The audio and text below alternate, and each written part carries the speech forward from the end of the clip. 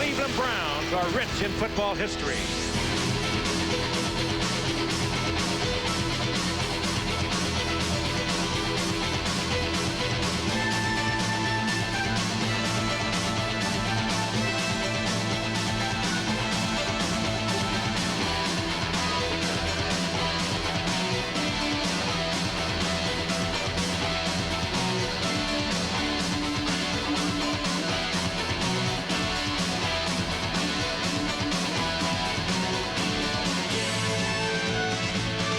Tonight, these two teams meet in a preseason game from RFK Stadium in Washington. It's a chance for the future stars of these franchises to step up and claim their spots on the 1993 team rosters. It's the coaching staffs who will make these decisions. And for Washington, a new man is in charge. He is Richie Pettibone, and he knows what type of player he wants. Looking for smart guys, tough guys, and guys that can run. I think you can't put enough emphasis on intelligence, because I think dumb guys are going to get you beat every time. And especially with the type of schemes that we like to play, you have to be smart to play for us, and that's not going to change. And you have to be tough. The Redskins and the Browns on this NFL preseason special.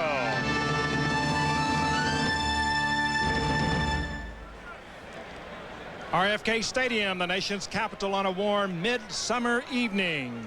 Hello again, everyone. I'm Frank Gifford, along with Al Michaels and Dan Deerdorf. Happy you're with us for the first of our 3 Monday night telecasts.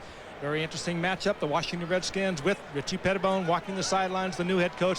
But something that will never change here in Washington, and that is the mandate to win. They want to go back to 1991, 14-2 and a Super Bowl victory over Buffalo.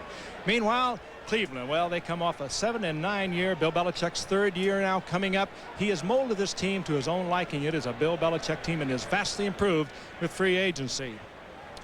Al is going to talk a little bit about the Browns, but I'd be remiss if I didn't say something right here. I'd like to thank each and every one of you out there who have been so kind to Kathy and me with your presents, with your gifts, with your cards, your well wishes over the past week. A lot of little pink things rolling in. I know Kathy feels like I do. We were just overwhelmed with the warmth and good feeling that we had. So thanks to each and every one of you. Kathy's doing fine. Cassidy's doing fine. And I know you're the best in the business, Al, but now segue from pink to brown. Cleveland. Excuse me, there's a message here. Kathy said, please be home for the 2 o'clock feeding. Oh, all right.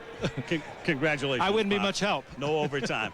The Cleveland Browns, an improving team, but a team that for the first time in its illustrious history comes off 3 consecutive losing seasons. Bill Belichick got the job in 1991 because he had been the defensive mastermind of 2 Super Bowl champion New York Giant teams. He's very happy with his defensive unit, but he told us last night simply this team just has to score more. So he's now spending more time with the offense. He needs big years from Bernie Kosar, Eric Metcalf, and the new receiver Mark Carrier, the former Buccaneer. That's the Cleveland story, and the Washington story, Dan, is quite simply tonight begins a new regime. A new regime, Alan. What a smooth transition it has been from Joe Gibbs to Richie Pettibone. So smooth that Richie didn't even Joe was quitting until he walked into Jack Kent Cook's office. Joe Gibbs is sitting there, and Mr. Cook looks at him and says, Richie, Joe's quitting, and you're the new head coach of the Washington Redskins. He has the luxury of having his entire staff back intact. That's so important to a new head coach. Now, I know the Redskins finished the year at 9-7. A lot of clubs would aspire to that and love to have it. Here in Washington, it's a disaster. But don't feel sorry for the Redskins. Their players are all signed. They're all here in camp. They're reasonably healthy. And even though it's a transition to a new man from a legend, the Redskins are still one of the 3 or 4 best teams in the National Football League. RFK Stadium. It's a warm night. Temperature in the low 80s, and it's humid. There was a brief shower at about 4 o'clock. And Cleveland to kick off, the Redskins to receive, and taking it 2 yards deep is Robert Green. And after a slight stumble, he comes back out past the 20. There's a loose football at the 23-yard line. And the Washington Redskins maintain possession. Mark Rippon, probably the key to their success this season once again. Great year in 91. They win the Super Bowl. Terrible year last year, with more interceptions than touchdown passes, and he has in the backfield with him Ernest Biner, and then McGee and Sanders as the wide receivers, with Middleton the tight end and Orr the H-back. Lachey as good as there is in the business. Brown, McKenzie, Schlorett, and Simmons up front. At the 22-yard line, this is Brian Mitchell getting the start, and even though we featured Biner at the top, he is going to be a fullback in their 2-back set, and they look to Mitchell to become their primary back in the one-back set. Defensively, as you look at Clay Matthews, who has played more games at linebacker than any man in the history of the National Football League. Burnett, Jones, Ball, and Johnson. Michael Dean Perry not here, had fluid drained from his knee. Brandon, Johnson, and Matthews are the linebackers. Everson Walls, Najee Mustafa went by Reggie Rutland as the Minnesota Viking changed his name at the other corner. At the 25-yard line and 2nd down and 8. It's Mitchell on a screen, and Brian Mitchell plows ahead and should have a first down before he is pushed back by Clay Matthews. The last time we saw Mitchell in a wild card game at Minnesota last year, that was the day that Ricky Irvins got hurt. It was up to Brian Mitchell. He had a tremendous day, running back kicks, catching passes, and rushing. And Richie Pettibone is looking to Brian Mitchell now this year to take over, to be the featured back.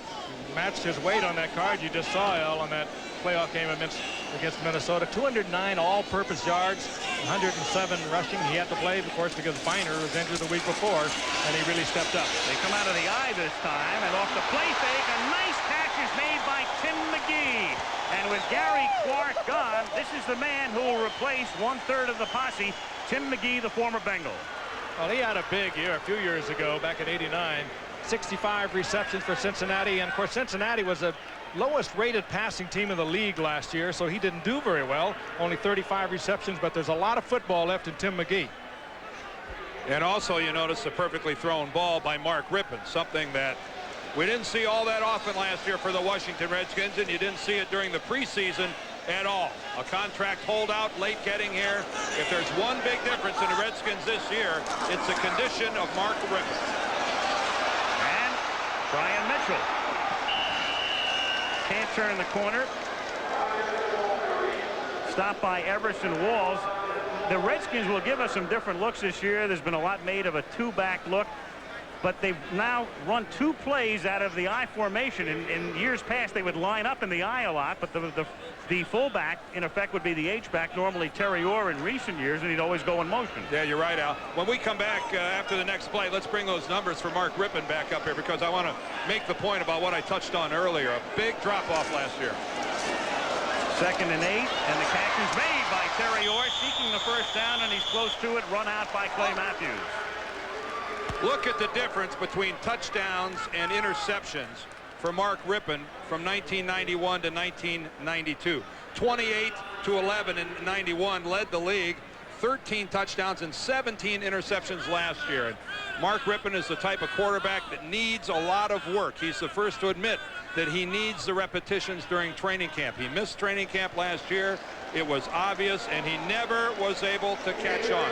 And look at that, points per game from 30.3 in 91 to 18.8, the largest decline since 1978. That's 180 points, 85 points over the season. That's unbelievable. And you can almost guarantee that that will improve dramatically in 93. On 1st and 10, this is Mitchell, so it's a good-looking first ever Richie Pettibone drive for the Redskins, and we have our first penalty of the game. This officiating crew is headed by Bob McElwee. What you also will be seeing under Richie Pettibone in this two-back set will be a lot of 3-yard and 5-yard drops by Rippon now. That takes somebody that's usually pretty quick, and Rippon is kind of, well, you wouldn't call him awkward or anything. He's just a big man who doesn't move as quickly as some of the smaller quarterbacks. Illegal formation. A legal number was covered on the line of scrimmage. Illegal formation, 5 yards, first down. You'll see that in preseason, but you will see a lot of it tonight. The 2 setbacks for Richie Pettibone. He brings this in as a package to their 3 wide receiver offense. But it's a big change for Mark Rippon. That 3-yard set pass, 5-yard set pass, has not been his style. 1st and 15 on the game's opening drive. Redskins at the Cleveland 38-yard line. And Brian Mitchell again. Mitchell, an incredibly versatile player. He was a quarterback in college at Southwest Louisiana. He runs back punts, he runs back kickoffs. Great special teamer. And he got stood up pretty darn good by one of the hardest hitting defensives defensive teams in the National Football League, the Cleveland Browns. We haven't talked about that. But they are a good defensive team. Yeah, they're missing Michael Dean Perry, Mr. Saban, their defensive coordinator, but they're missing Michael Dean here tonight. But I'm anxious to get a good look at Jerry Ball inside. He will help them. On 2nd and 9, a short drop by Rippon. Scrambling, and he just decides to fling it away. And that was Jerry Ball at the last minute putting on a burst of speed. One of the premier interior linemen in the National Football League when he's healthy. He, of course, was injured at the end of the '91 season with a knee injury, and last year was an unsatisfactory year for him in Detroit. And so the trade comes about, the draft day trade here to Cleveland, and a biggie for him. It was that 3-step drop we talked about. Rippon handles it well. The receiver covered, pulled up, looked for his alternate receiver, not there, threw it away, saved the sack. 3rd down, 9, and the catch is made wide open over the middle is Ricky Sanders. A first down at the 13-yard line. And with Gary Clark away from this offense, Mr. Clutch for 3rd down receptions in Phoenix now, Ricky Sanders is going to have to play back to some of the superb years he's had in the past. Over 300 career receptions as part of the posse that's now broken up with Clark out in Phoenix, and Monk spending a lot of time on the bench, or that's how they are talking. He's going to be a backup man, but Ricky Sanders is also a very fine receiver who will be playing a lot of the Gary Clark role this year. You just caught a glimpse of Desmond Howard, the Heisman Trophy winner, now in his 2nd year. This is Mitchell exploiting a hole through the left side and taking it to the 7-yard line. We didn't get to talk about it much after that play, but how about that hit by Eric Turner? That was a mid-season form crack by a free safety that he put on Sanders. Quite a drive by the it's funny, talking to Richie Pettibone later yesterday, we said, how long is Mark Rippon going to play? And he said, well, it depends on how good their first drive is. I'll make a determination after that. And Rippon is leading the Redskins like he was outside the office door when Richie said that. Quite a drive by the Skins here to start this game. 2nd and 5. Rippon is 4 out of 5 for 59 yards and tries to finish it off, and does with a touchdown to Ricky Sanders.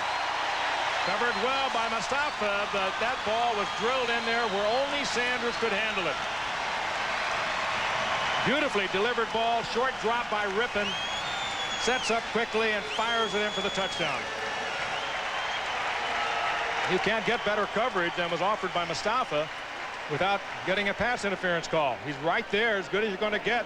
The ball is thrown just a little behind. He has a chance to deflect it. It's thrown perfectly.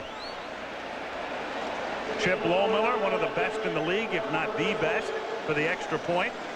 After that 10-play, 78-yard drive, Mark Rippon to hold. And Richie Pettibone gets the head job, his first ever. He's a defensive specialist, but his offense does the job. 78 yards for the score, 7-0 Redskins.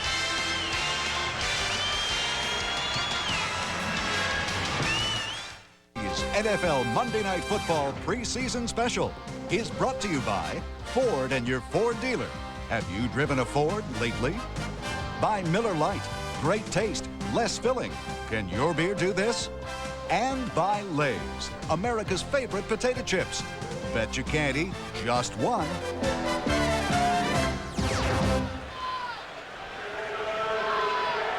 Mark Rippon, 5 of 6 on that drive. Skins took it at their own 22 and go 78 yards, capped off by the 8-yard Rippon to Sanders touchdown. 7-0 Washington. Another thing about Rippon, not only did he come into camp, as Dan mentioned, he came in light at 226 pounds. Lightest he's been in a long time. Great shape. Chip Lohmiller angles it, and it goes out of bounds before it gets to the goal line. Leroy Horde was back there, ready to run back the kick had it stayed in. I love this rule of a couple of years ago where you don't have to re-kick the ball. They just spot it at the 35 and you get on with the game. Or a commercial. You bet. 9:18 to go in the first quarter. just one. If I lose, I have to shave my head? Just head? Shave? What? Oh, come on, man. No. More and more people are discovering that Lay's are different. Hi, guys. So crunchy and perfectly golden, you can't eat just one. Hey, come on. Well, stupid? Who's stupid enough to take that bet? Welcome to Monday Night Football. Hi, I'm Frank Gifford. I'm Al Michaels. And I'm Dan Deardorff. Today's Lay's, now more than ever, bet you can't eat just one. The Bills' Jim Kelly. The Chiefs' Joe Montana. Coming at you Thursday night at 8 as the Bills tackle the Chiefs on News Channel 7, your hometown team. Did we really do that? I think Carl Banks just saw it, too. Carl doesn't believe it either. Oh, that's, he's replacing Wilbur Marshall here in Washington, D.C. Wilbur to Houston. From New York comes Carl Banks, and it's business as usual with Richie Pettibone's defense. Old faces in new places. First down Cleveland at the 35-yard line, and Bernie Kosar will start by going to the air, and his first pass is incomplete. Mark Carrier, the free agent picked up from Tampa Bay, could not pull it in.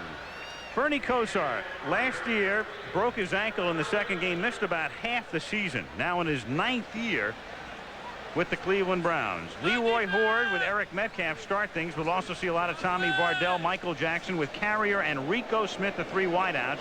They begin with no tight end. Jones, Hoover, Everett, their number 1. Ball and King form the offensive line. 2nd and 10 at the 35-yard line with Mark Carrier in motion. Redskins nearly jumped, and they did, in fact, because there were flags down. So the Redskins came across the line. A good look there. The crowd's booing. There's also a flag thrown for grounding, but that was after the play. Or after what should be the initial call at the line of scrimmage, assuming they're going to call this on Washington. Well, the rule is that you've got to get the ball back to the line of scrimmage. Offside, defense, intentional grounding, offense, offsetting fouls. If the quarterback Replay is the down. rolling out of the pocket, the rule states you must get the ball beyond or near the line of scrimmage. And Bernie Kosar actually more or less just throws that thing into the dirt. Now he's going to end up outside the pocket, but he just throws the ball into the ground. It's 5 yards short of the line of scrimmage. That's where the intentional grounding calls comes from, and really a nice piece of officiating. You can't be that flagrant with it. 2nd down and 10. Kosar with another flag hits Leroy Horde. He picks up 4, gets to the 39-yard line. I think they're going to flag Tony Jones, the left tackle. He's number 66 on the left side, and Holding, number 72, offense, 10 yards, 2nd down. an awkward start for the Browns here offensively. They call it on Bob Dole. I think if you looked at the flag, it was thrown right at Tony Jones, the left tackle, by the man on that side. Take a look at the defensive front for the Skins. Mann, Williams, Johnson, and Noga with Caldwell, Gouveia, and Andre Collins. Banks not playing, at least initially tonight. Johnson and Green, the corners. Copeland and Edwards, the safeties, an experienced secondary. Ball back at the 25-yard line, and on 2nd and 20, Leroy Horde picks up 1. He's tackled by Eric Williams with 8:45 to go in the opening quarter. Washington on top 7-0. Bill Belichick. Big step up for Bill Belichick's young rookie, Steve Everett. First preseason game, number 1 draft pick, opens the center because of the injury to Jay Hilgenberg. Doesn't seem to bother him much. Very confident young man. 3rd and 19 at the 26. Play clock down to 2 as Kosar takes the snap. Pressure, sack at the 16-yard line. Bobby Wilson, the first guy to get to him, number 94. There's Al Noga jogging off the field, the former Minnesota Viking, and he was in on it as well. The biggest problem the Browns had last year offensively was the troubles on their offensive line and protecting their quarterbacks. Noga's number 72. You see, he's the first to force Kozar to move, and then Wilson comes in and finishes it up. But that's what Al Noga does really well, is rush the passer. Not a big guy, but quick. 4th and 26. Brian Hansen to punt. Fair catch called for by Brian Mitchell at the 33. But what more could Richie Pettibone in his debut ask for? A touchdown, a great defensive job. I'll tell you what you're going to ask for. The same thing on September 6th when it counts. Now it's time for a regular feature on what's new in the world of sports science and technology. A look behind the scenes as sports and science converge, brought to you by AT&T. Professional golfers are able to control the balls they hit, but the casual golfer often spins the ball into hooks or slices. The new Magna Ball, made with a soft core and a hard, thick cover, is designed to minimize spin. USGA approved, the new ball is 2% larger than conventional balls to accommodate slightly larger, deeper dimples. This combination increases lift, an important feature for the casual golfer. AT&T. AT&T, without a doubt. If price were no object, which long-distance company would business people choose? AT&T. AT&T. For a few pennies a call, AT&T. Wouldn't you? Come on. People said they'd choose AT&T 7-to-1 over anyone if price were no object. And now it may not be. Introducing Maximum Advantage. Now you can automatically get AT&T's lowest price guaranteed in writing when your business spends over $200 a month with AT&T. AT&T, period. Maximum Advantage from AT&T, the best in the business. What exactly is it that makes a Ford Escort GT so much fun? Well, let's start with its powerful... Home of the Serpent, Thursday. The Washington Redskins with a new head coach for the first time since the end of the 1980 season. That was Jack Pardee's last year, and then Joe Gibbs came in 81, and Richie Pettibone's era begins tonight. His team leads 7-0. 1st and 10 at the 34-yard line, and Mark Rippon's throw for Ernest Biner is high and behind him. And for Ernest Biner, who's been their featured back for the last 3 years and has been either close to or over 1,000 yards in each of the last 3 seasons, a brand new role this year. In the 2-back set, he's going to be the fullback, and he'll see very little action when they operate from their normal 1-back set. Former Cleveland Brown, who came here in a trade for Mike Oliphant a few years ago, and what a trade that was for Washington. 2nd and 10 at the 34-yard line.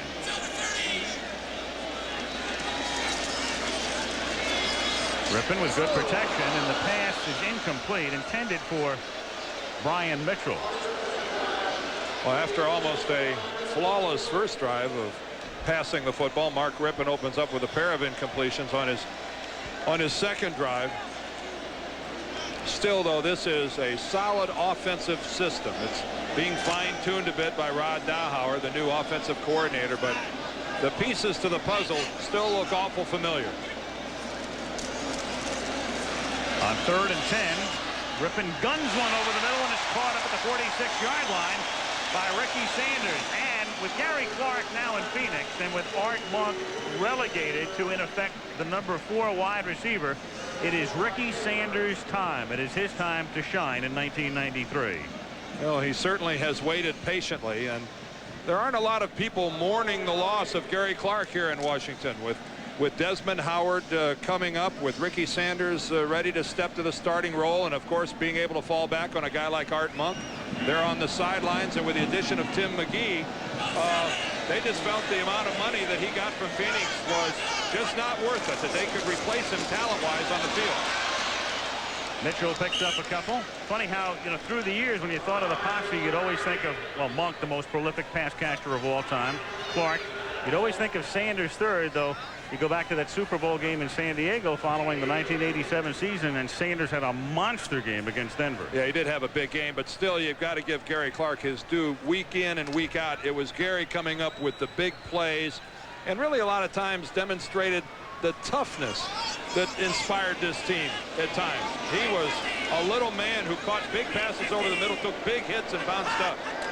Out of their conventional set with Orr as the H-back in motion on 2nd and 8. The catch is made by Sanders. And Ricky takes it to the 45-yard line, very close to a first down before David Brandon tackles him. Big part of this offense is throwing the high percentage pass, throwing it underneath, throwing the short pass, and get the completion and then get the receiver, the setback in on the run, and you saw it there. Sanders a good runner after he catches the football, always has been. There is the 5-step drop. Sanders coming across, reads the defense, pulls up, kicks it to the outside, comes close to the first down. They'll bring the sticks out. Well, a good look there at David Brandon, number 58. The kind of speed that he has for a big man, 6'4", 230, coming across the field and really chasing down Ricky Sanders. The front seven of the Cleveland Browns, when they are all in there, when Michael Dean Perry is playing, when Anthony Pleasant will be there at end, and then with Brandon Johnson and Matthews at linebacker, I'm not sure that there's another team in the league that can say that we are better than the Browns on the front seven. They are sensational.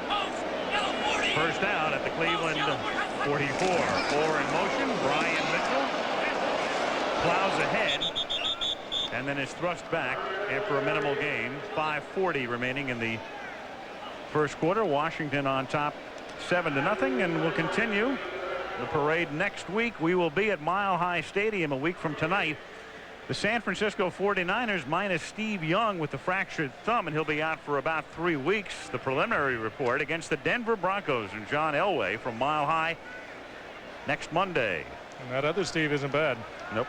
Steve Bono. On 2nd and 10. Rippin, well, he had Mitchell in his sights and just lofted it out of bounds. Well, that slipped out of his hand. Yeah. He looked at his hand. He couldn't believe it. It's a very humid night, and the sweat had obviously dripped down into the hand. He launched one into space there. 90% humidity tonight in the nation's capital. Bill Belichick, in talking with him last night, was pretty satisfied with this defense that Dan was talking about a moment ago, and he said he's spending much more time now with the offense. Obviously a great defensive coordinator, and that's his expertise, but now he is working a great deal more with the offense. On 3rd down and 10, Rippin incomplete. Intended for McGee. There's a flag down at the line of scrimmage. And McAwee asking the official who threw the flag which number. The call is against Cleveland. Well, that's a killer on 3rd and 10. Holding, number 59, defense, 5 yards, automatic first down. That's a flat killer for a defensive team. To have to surrender the 5 yards is relatively meaningless. It's the automatic first down on a 3rd down incompletion. Mike Johnson, the middle linebacker, great middle linebacker. One thing Bill Belichick schooled under Bill Parcells is not like penalties. You can see the smoke coming out of his ears. 1st and 10, Washington at the 39. 5 minutes to go, opening quarter. 7-0 Redskins. And there's a marker down before the inception of the play. Jim Lachey was moving. Ball start, number 79, before the snap. 5 yards, first down.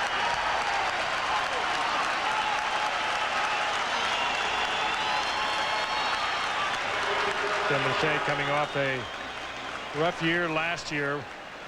Major knee problem. Missed a lot of games. That time just setting up, beating the count. He'll be around 9 or 10 years. He'll still do it. Who's winning the game? 106 yards for the Redskins, and Cleveland with a -7 with 5:01 to play in the first quarter. And Art Monk is in the game. Number 81. He was the man in motion. They set up a little screen to Mitchell, and with some nifty moves, he's inside the 30, inside the 10, and down to the 8-yard line. Oh, and Jim Lachey got even for that penalty a moment ago. Crushing block on that screen for Mitchell.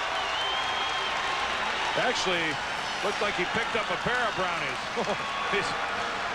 He got one and then walled off another. Of course, when you're 6'7", 200, look at him laughing. That feels good. It's not often you're on the middle of the field. Watch the right side of your screen. Here comes Jim Lachey. Very first, we've got a slip, and then he wipes out Clay Matthews, and so much for that. 1st and goal at the 8 after a 36-yard pickup. And Brian Mitchell takes the ball to the 4, nearly lost it. but it was whistled dead at the 4-yard line. It'll be 2nd and goal. Everson Walls pleads his case with the umpire to no avail. Everson Walls, longtime Cowboy, and with the Giants, 13th year in the NFL. And Rob Burnett shaken up. That's the stoppage. Upon further review. That was a fumble all the way by Brian Mitchell. Looked like Eric Turner came up with it. Yep. That Terry Taylor that stripped that ball. Even in the old days, though, it still would have been Washington's ball. Inadvertent whistle. Yeah. Everson Walls was right in there clawing the ball out, but nonetheless the ball remains the property of the Redskins, and more importantly for the Browns is Rob Burnett down on the ground. Led the team last year with 9 sacks, and he is up and walking gingerly towards the Cleveland bench. Opening drive for Washington consumed 78 yards, and this one ongoing 62 yards of offense thus far. 3:42 to go in the first quarter. Burnett walking off. By the way, as you look around this stadium tonight, RFK Stadium, it's a very unusual sight with all of the empty seats, but the Redskins are one of only 2 teams in the NFL not to insist that their customers buy seats for preseason as well as regular season. The other team is the Jets. And that's why you've got about 15 to 20,000 empty seats here tonight. 2nd and goal.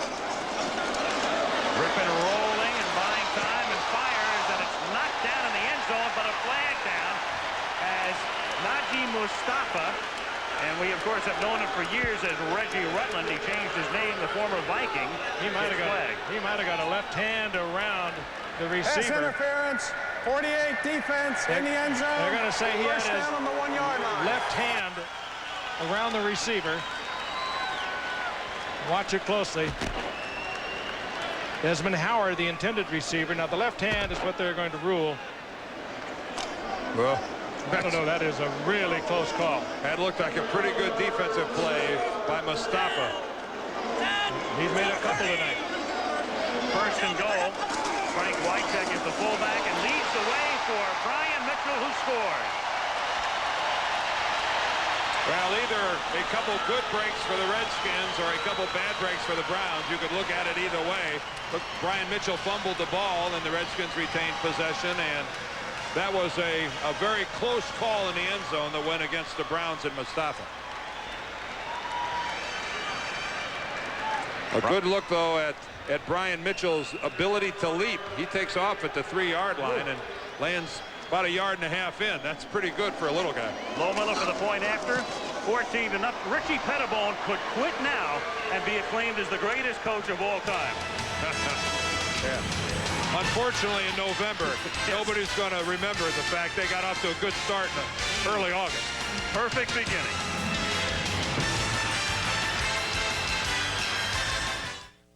And the World Track and Field Championships from Stuttgart, Germany this Saturday on ABC Sports at 3 Eastern and Pacific. And also National Summer Basketball from Venice Beach in California coming your way this Saturday on ABC Sports. 3:16 to go in Richie Pettibone's debut. 14 to nothing. Skins with 2 long drives, 78 and 66 yards, each resulting in a touchdown. And the one time Cleveland had the ball, not only was it 3 and out, they had to punt on 4th and 26. And again, this one skitters out of bounds, so the Browns will take it for the 2nd time up at the 35-yard line. Well, Richie's got something to complain about. Lohmiller's kickoffs are less than stellar. He's about the one guy that he has no worry in regard to this season. Coaches like to have something to complain about.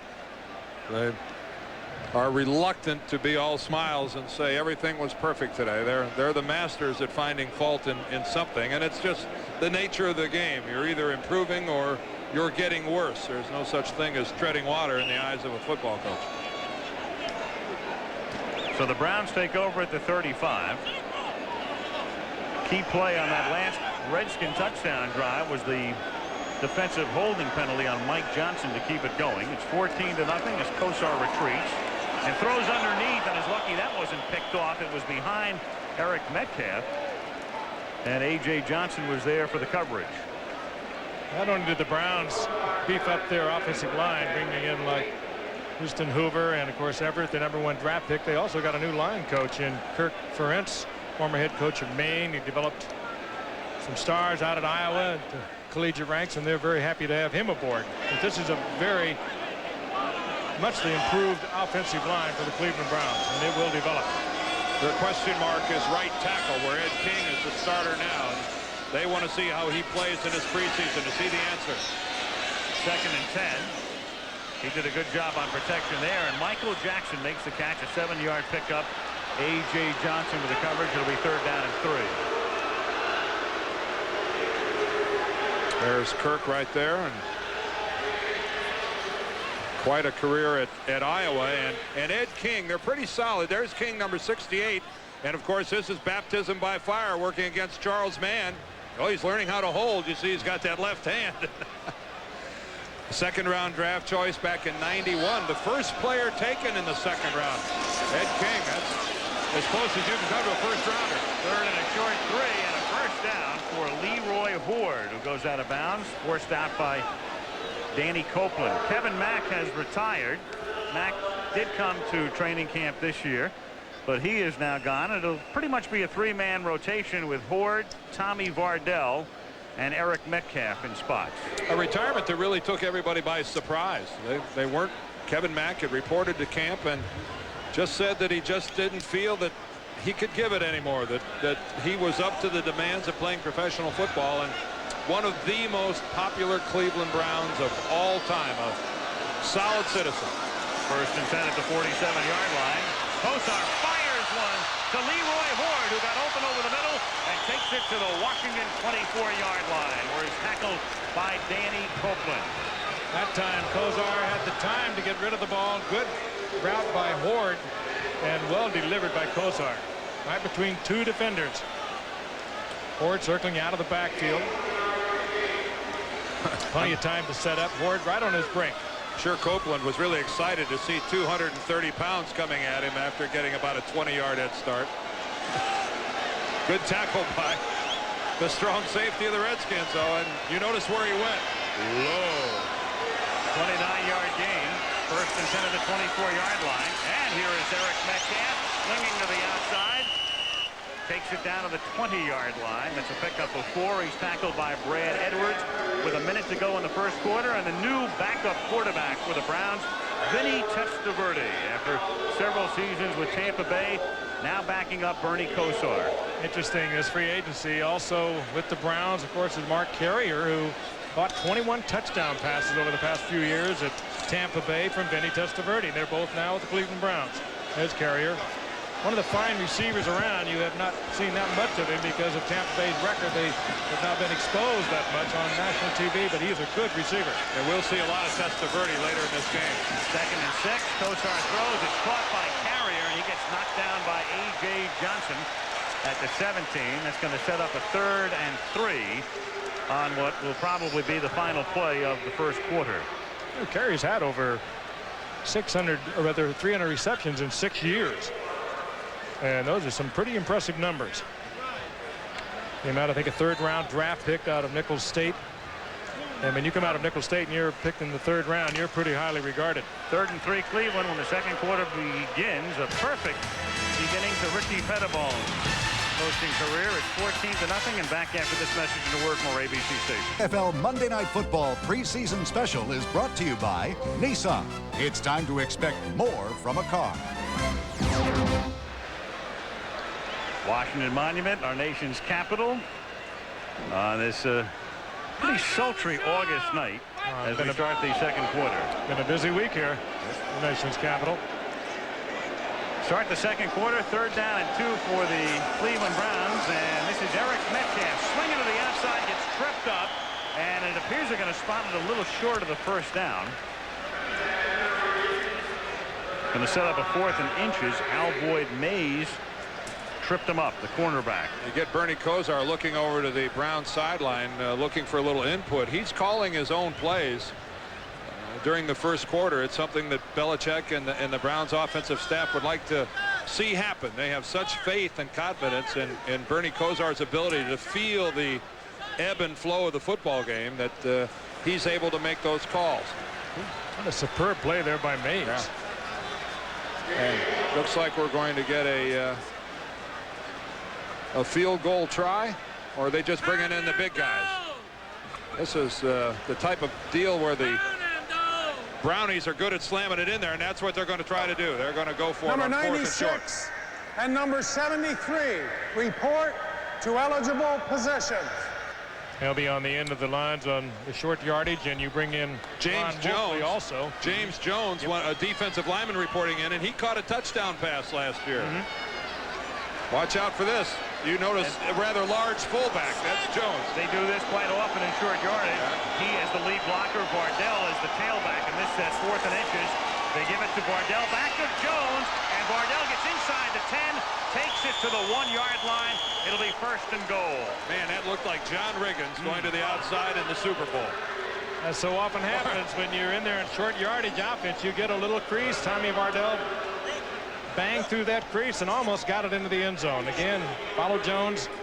Jones doesn't have anybody to hit right away. Look at the blocking at the line of scrimmage. He actually comes in and puts a whap on one of his own guys. Tremendous blocking up front by Herman Arvey, number 73. Good block by Wolf. Yeah. Boy, that was well done by the Brownies. 1st and goal inside the 1. After a 14-yard pickup, again, Bardell is the tailback behind Jones. Touchdown. Tommy Bardell played at Stanford. He scored 34 touchdowns for the Cardinal, and thus he was known as Touchdown Tommy Bardell. Last year as a rookie, he did not score a touchdown, but at least he gets one here in preseason. And they stopped calling him Touchdown Tommy. Let's take a look at him again. He'll score a lot of them in his career. They really like him in Cleveland. Last year, he, of course, played in the shadow of Kevin Mack. He only had 99 carries. But there will be a few touchdowns go up for Tommy Bardell in his career. Jason pushed it. Missed the extra point attempt. Well, he's having a great night, isn't he? Well, they brought him in to apply a little pressure to Matt Stover. Stover breathed a little easier. Not so Starowski, 14-6.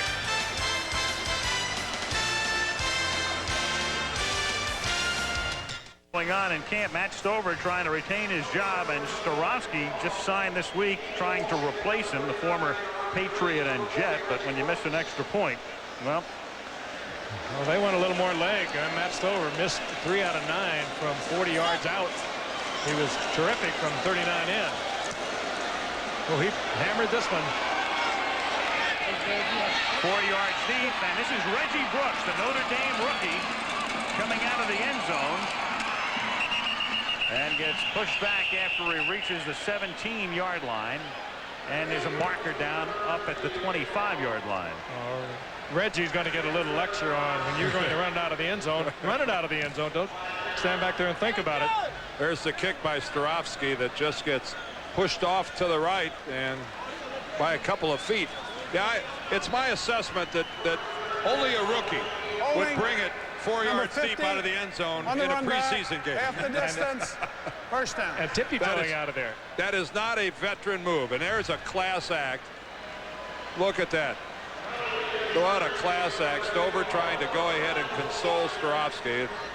Now that's competing for the same job. You got to like it.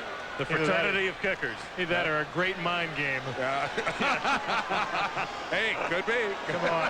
Master psychologist. Here's Barry Conklin in the game. Maybe he was saying, hey, you're not going to make the next one either. Conklin going deep on 1st down and has his first pass of the game picked off by Stevan Moore. And he's inside the 40 and gives Cleveland possession at the Washington 34-yard line. So after Mark Rippon had led those 2 drives, Conklin goes deep. And it's picked off. And Moore, the 5th-year safety out of Mississippi, gives Cleveland the turnover. And you heard a smattering of boos, and for the first time in a long time, a quarterback other than Mark Rippon is being booed at RFK. Well, Moore is just absolutely playing center field there, and certainly in the line of sight of Conklin. That's a ball that shouldn't have been thrown.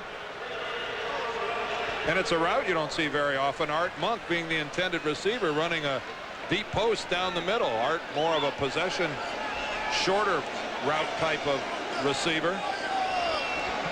You got to go sit next to Strovsky. You two could commiserate. First down, Cleveland at the 34-yard line. It appears that Rippon is done for the night, but Belichick wants Kosar to play about a quarter and a half. Well, I'd love to see them tie this thing up. He flips it to Horn. He simply drops the ball. Turned around before it got there, and Terrell Morrison was the defender on the play. When I say tie it up, I mean 2 touchdowns for each offensive unit. This is a preseason game. Whether it's 14-13 is irrelevant. I thought you meant a couple of field goals and a safety. Well, just remember the chances of overtime have been greatly reduced by that missed extra point. People in the local news, take heart. 2nd and 10. Play clock at 5 as Kosar takes the snap. Is pressured by Johnson and is forced to throw the ball away. And that one got up to the line of scrimmage. Of course, there was no receiver anywhere in sight. And he was in the pocket.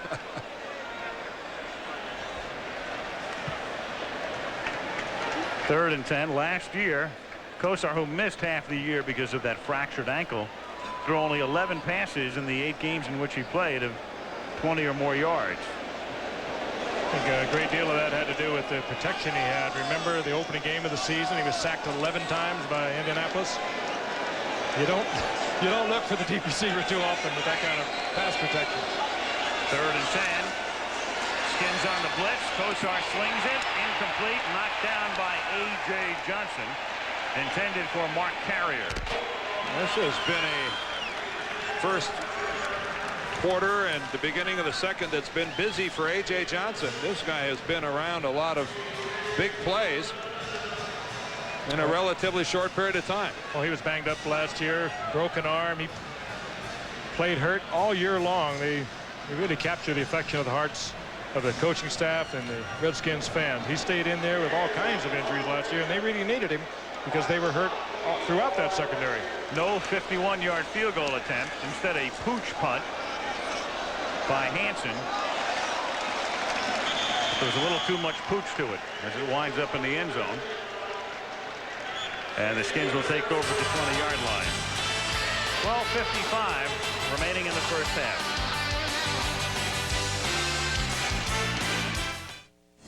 .55 remaining in the first half. Well, boys, they told us that the Rogaine would work.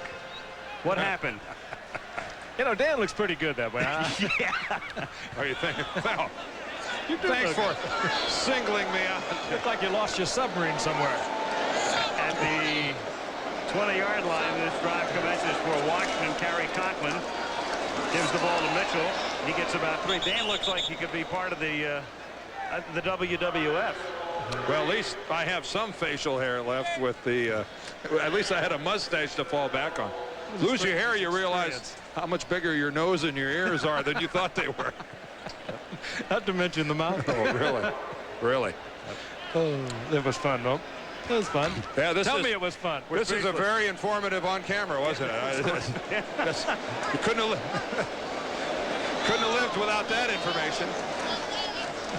2nd and 6. Conklin's pass is caught up at the 38-yard line, and the big cheer for Art Monk. A huge favorite, obviously, for years. The most prolific pass catcher of all time. And listen to the ovation. Monday night game. And listen to this hand for Art Monk. There was a lot of publicity here because Richie Pettibone told Art that he was being demoted, that he wasn't going to start.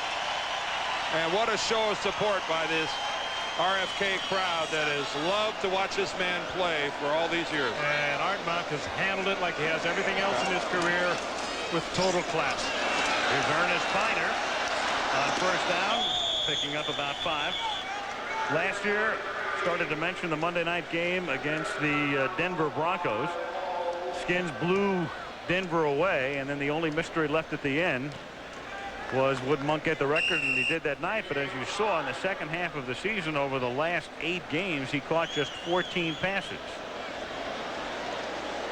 And this year he is, right now you'd say he's the number 4 wide receiver behind Ricky Sanders, Tim McGee, and Desmond Howard. I think what they're thinking is that he was never very fast as compared to fast receivers in this league, and he might have lost even a step off that.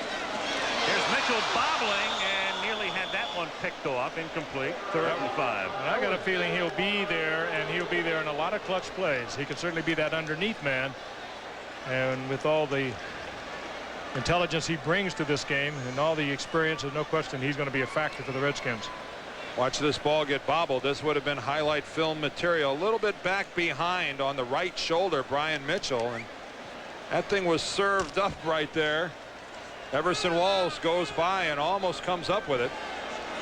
You know, one of the things we have to talk about later, guys, is Art Monk, the 4th receiver slot, and how that would play a year from now when there's a salary cap in place. 3rd and 5, and intended for Monk, and the pressure was put on by Mike Johnson, forcing the errant pass and creating a punt.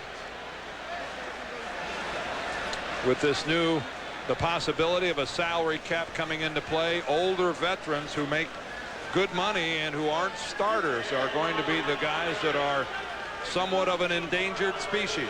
It's going to be difficult for teams with big payrolls, teams like the Redskins, the 49ers, teams like that, to really carry all sorts of talent. Ed Bunn, a rookie from Texas El Paso, trying to supplant Kelly Goodburn as the punter. Has this one down inside the 25-yard line at the 23. So Bunn trying to win the job. His first punt, only 34 yards. Wednesday night, Mario and Michael Andretti will guest with Tim Allen on Home Improvement here on ABC. 9 Eastern and Pacific, 8 Central and Mountain. Wednesday night. Cleveland trailing 14-6. Begins this drive with Tommy Vardell taking it up the middle for a yard up to the 24-yard line. Kelly Goodburn is the incumbent. Ed Bunn was drafted in the 3rd round, and when you draft a punter in the 3rd round, you're looking for him to win the job. It's a rather large investment for a punter. One of the things we'll take a look at the next time Bunn goes back to kick is Richie Pettibone was telling us yesterday that he has a very unusual drop, and he drops the ball low. We'll get a good look at it. Craig Janoff, our director, will zero in on that thing. We'll try to see how low he drops the ball. 2nd and 8. Fake. That didn't fool man. At the 15-yard line. Sometimes that play fake will freeze an inexperienced defensive end, but that man has seen just about everything. An inexperienced, overactive, hyper kind of guy who's going to go chasing the play. And you're right, Al. This is a guy who has seen it all, and look at that. He doesn't even take a half a step back to the inside to chase the play. He sensed there was a little something different about Bernie. Even though he couldn't see the football, he sensed that something was a little different. And he was right. Bernie still had the football. 3rd and 15, 7-yard sack, 9:43 to go in the half. Gosard dumps it underneath to Vardell, and nothing happens there. And again, the very active A.J. Johnson gets credit for another tackle. And if Vardell wouldn't have gone down, the man who would have ended up making the tackle from behind would have been Charles Mann. Cut on the play, got back up, and came flying back into it. A healthy Charles Mann is a welcome addition back on the front wall for the Redskins. Hansen to kick, and Mark Stock back to receive for Washington. Line of scrimmage is the 15. Good deep kick. Stock fields it at the 30-yard line, and Stock across the 50, inside the 30, and it's a 52-yard run back for Mark Stock, who's been a training camp sensation A guy who's been cut by Pittsburgh, cut by Green Bay, in fact, cut by Washington last year, brought back and trying to win a job. Don't blame me, Al, you left out Tampa Bay.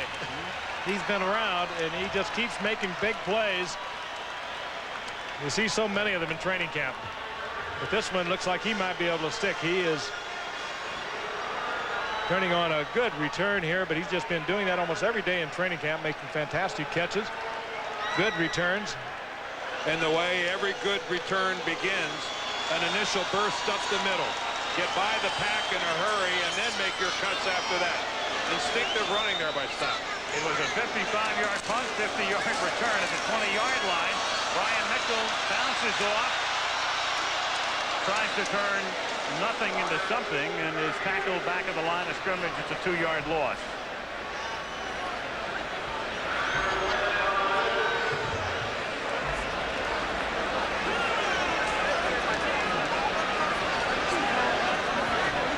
Redskins, with the exception of Mark Rippon, who put together 2 really fine drives, going pretty much with their regular personnel. Desmond Howard and a 1 wide receiver, and Art Monk the other. Top of your screen's Howard.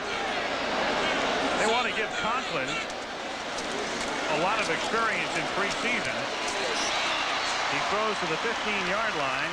Jim Riggs, the former Cincinnati Bengal tight end, makes the catch. The jury is really still out on Conklin. A lot of people think he can develop into an outstanding quarterback, but Richie Pettibone and Charlie Casserly, the general manager, want to find out in preseason just how good he is. Ricky Irvin's just checked into the ball game, and the only fair way to do it, guys, is to let him work with quality people. You're never going to get a good look at your backup quarterback if he is only in there with backup personnel. You'll never get a fair read on what he's capable of doing. 3rd and 4. That's Stott, who ran back the punt in motion, number 18. Conklin hit as he throws, and the pass is not caught at the goal line as Clay Matthews put the pressure on just as it was released by Conklin. And Conklin really had to throw that ball low. Again, good coverage by Mustafa.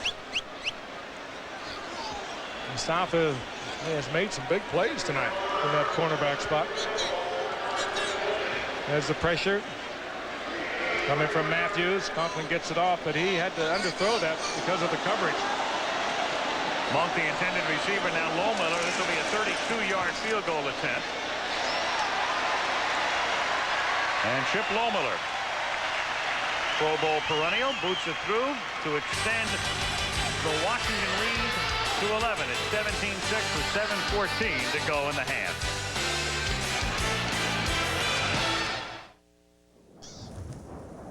Taken by Tommy Vardell, and he returns it to the Cleveland 15-yard line. The 2 owners, Jack Kent Cooke, the longtime owner of the Redskins on the left, and Art Modell, one of the movers and shakers of the National Football League, who's owned the Browns for 3 decades, but has yet to see his team get to the Super Bowl, while Cook has tasted victory in the Big Show 3 times.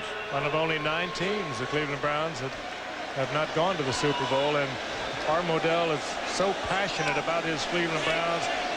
He certainly would love to get there. He's committed to Bill Belichick and the rebuilding program that's on its way, and it's a good one. Cleveland at the 16-yard line. Kosar throws incomplete behind Mark Carrier. So Kosar playing a little bit more than a lot of first-team quarterbacks would in preseason. One of the things they did last year was use him very sparingly, but this year, and we mentioned at the beginning of the show, Belichick is concentrating on the offense. He says we have to score more points, and thus Kosar is going to play a little bit more than he did last year in preseason. Talking about the Browns, those are the teams that have not made it to the Super Bowl, and as you can see, since the Super Bowl started after the 1966 season, the Browns are the only team through those years to be over 500 and well over it, as you can see, and not make it to the Super Bowl. 2nd and 10, and Bernie, with his receivers covered, runs out of bounds at the 19-yard line. It'll be a 3-yard pickup. Interesting, the 2 coaches here tonight. Bill Belichick, having coached the Giants defense in both of their Super Bowl wins, and Richie Pettibone involved in all 5 of the Washington Redskins trips to the Super Bowl, going back to Super Bowl whatever it was, in 1972. He was a player then under George Allen. And, of course, involved in the 4 with George Allen, of course, being here with the Washington Redskins at the time. And, of course, involved in all 4 of the trips to the Super Bowl with Joe Gibbs. 3rd and 7. And with flags obviously thrown. Well, that's a penalty that has to go against Washington, I would think. If it's movement by anybody on the Browns, it'd be a false start, and that would have stopped the play Offside, immediately. Number 97 and 94. Defense, 5 yards, 3rd down. That's Sterling Palmer right there, a guy the Redskins are anxious to get a long look at tonight, a rookie from Florida State. He was their 4th-round draft choice, and I think he just got a taste of how good NFL quarterbacks are drawing defensive linemen off. Watch Bernie's head. Ooh, right there's the hard count, and here they come. Bobby Wilson was across the line. It's a whole different look. And Sterling Palmer here, though, their 4th-round draft choice, really has a promising NFL future. Instinctive pass rusher, and they're hard to come by. 3rd and 2 at the 23-yard line. Kosar wobbles one incomplete over the middle. And the Browns are forced to kick again. Brian Kinchin, tight end, the intended receiver. Going back to Palmer, Bill Belichick last night asked about him specifically. He said he was a young man that I was really high on, Sterling Palmer, the 4th-round draft pick out of Florida State. The book on him there was he would have great games and then he would fall off and not have a good game. That's probably why at 6'5" and 270 pounds he went in the 4th round. Brian Hansen, whose last kick was 55 yards. And can't handle the snap. He's back at the 4, but he can still boot it because the Redskins had set it for a return. Now there's a flag down. You've got illegal. Well, his guys are downfield, obviously. But still, even with a bobble like that, and even with the return on, you've got to have one man pressuring the quarterback or the punter. That's one man's assignment. well, illegal man downfield. That's a penalty the Browns will gladly face if the alternative is getting your kick blocked.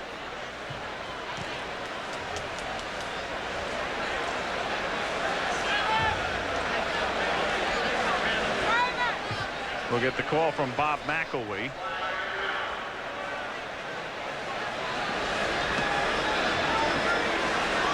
Ineligibles down the field on the kicking team. That penalty is declined. Invalid signal will be accepted and enforced at the spot. Brian Hansen, whose last kick was 55 yards. And can't handle the snap. He's back at the 4, but he can still boot it because the Redskins had set it for a return. Now there's a flag down. You've got illegal. Well, his guys are downfield, obviously. But still, even with a bobble like that, and even with the return on, you've got to have one man pressuring the quarterback or the punter. That's one man's assignment. well, illegal man downfield. That's a penalty the Browns will gladly face if the alternative is getting your kick blocked.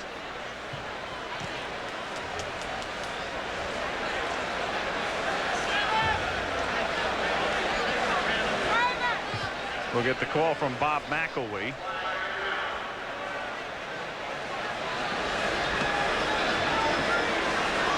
Ineligibles down the field on the kicking team.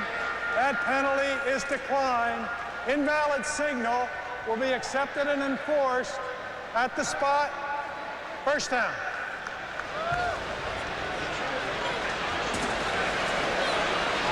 Well, the invalid signal is being enforced against the Redskins.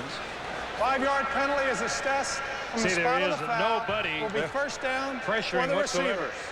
You have to have one man. rule. That's his full assignment.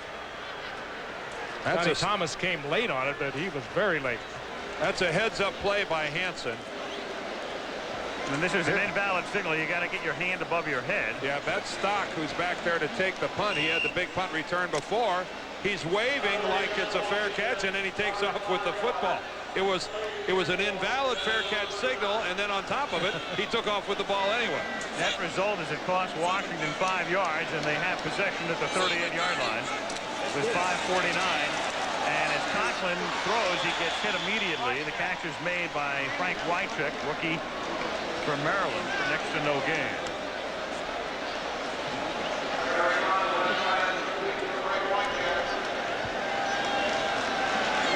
Smart play by Brian Hansen, getting that ball away. Although it looked like it took him by surprise. It almost looked like he wasn't ready for the snap. And then when he turned around, I think he figured that a few guys would be bearing down on him. He was surprised to see that nobody was there. He was able to boot it away. Looks like preseason to me. 2nd and 11. And Conklin flings one out to the 50-yard line, and that's a first down. Desmond Howard won the Heisman Trophy 2 years ago at Michigan. Then reported late last year. Spent a lot of time on the bench, played on special teams, but figures to play a very key role as a receiver now for Washington this season. In training camp, he's been troubled with a pulled groin, and of course there are a lot of eyes on Desmond Howard with the kind of property that they gave up to get him. 2 #1 draft picks a year ago, well over $1 million in salary, and 3 receptions a year ago. How about that shot of the old and the new working against Everson Walls? Here's a little reverse with Conklin up front. This is Howard, but after all that, it's about a 3-yard gain net. Tackled by Mustafa.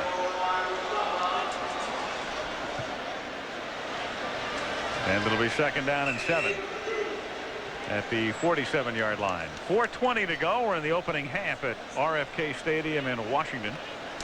Redskins on top 17-6 in the preseason opener for both teams. These teams each playing 4 preseason games. Some of the others. That's Howard at tight end. Desmond Howard is lined up at tight end. And on 2nd and 7, Conklin fires into a lot of traffic. Jim Riggs is able to make the catch, or couldn't make it at the 47-yard line. The ball will be spotted. It's 3rd down and 7. A wide open field for Conklin, and he threw the ball right in there. You just have to give credit. A good play by Stevan Moore. He closed just quick enough to disrupt the play and cause the incompletion.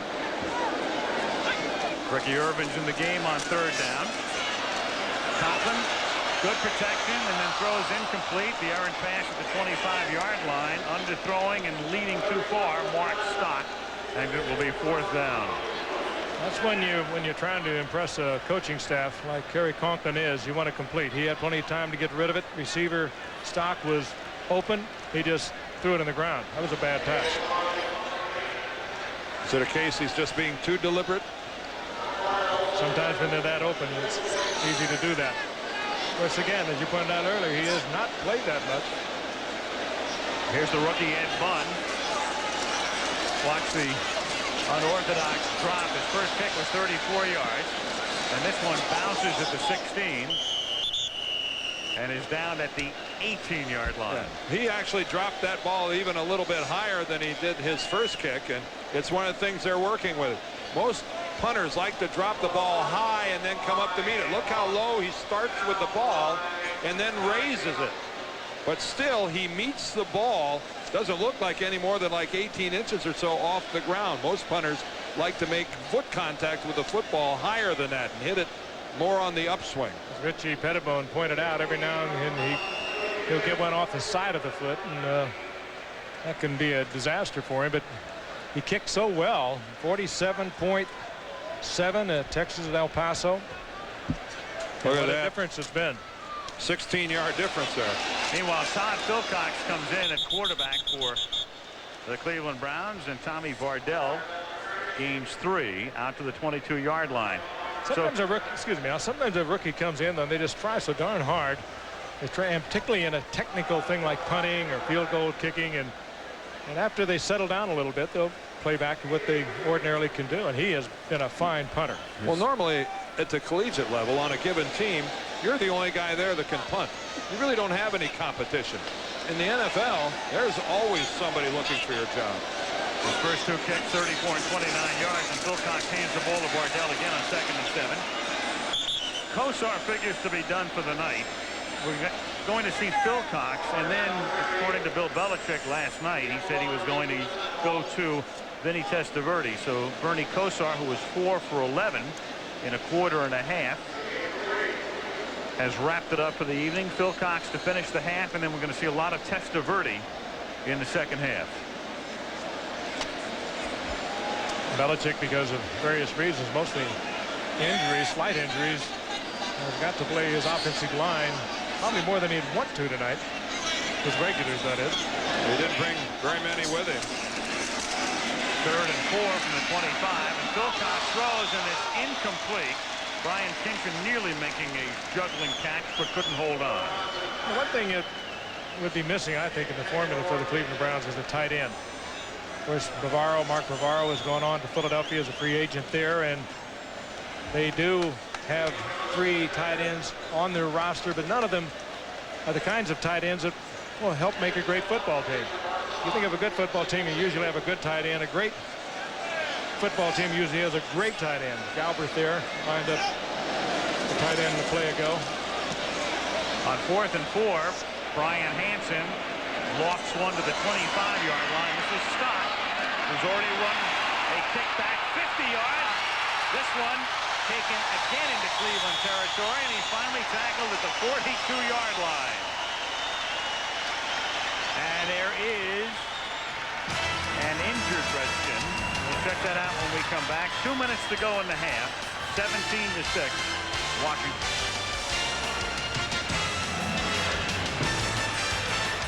Only mildly shaken up, being attended to on the Redskin bench. Meanwhile, Stott with a 51-yard run back and a 32-yard run back, fighting for a job and taking a big step toward it with his performance thus far tonight. First down, Skins at the 43. 2 minutes to go in the half. Washington leading by 11. Here's Biner on a sweep, chased down from behind by Stams as he reaches the 40-yard line.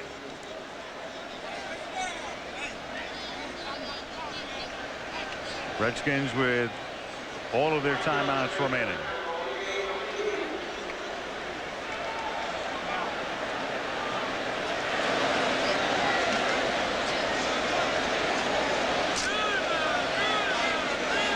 The Browns have joined us late, minus Michael Dean Perry. A great defensive tackle, had fluid drained from his knee and has remained in Cleveland. They expect him to play next weekend. This is Robert Green, and he's forced out of bounds at the 28-yard line. Green made the team last year. He was a big surprise out of William and Mary. Played sparingly, looking to play a little bit more this year, and picks up 12 off the left side. Good call. Blitz was on, got around to the outside, and no containment there, and gets good yardage out of it. Robert Green set a lot of records at William Mary. Came up as a free agent.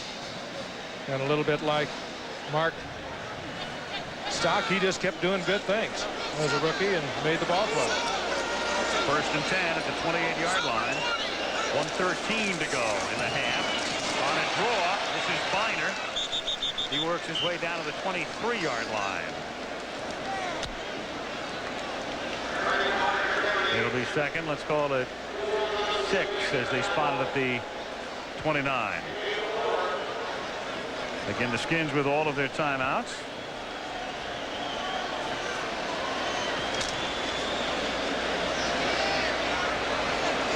Richie Pettibone, we'll hear from him at halftime, which is now 39 ticks away. Conklin on 2nd down, throwing and leading Desmond Howard a little too much. Howard makes a great effort for it. That ball overthrown by Conklin. Howard had gone down, juked to the inside, broke to the outside. He was open. This ball just overthrown.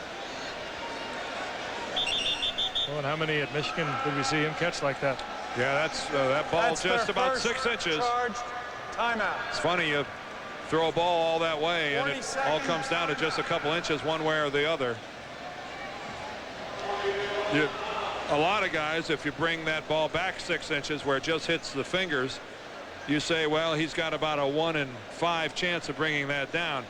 I think Howard has a 4 out of 5 chance of bringing that down. One of the softest pair of hands any receiver has ever had. Gifted in that respect.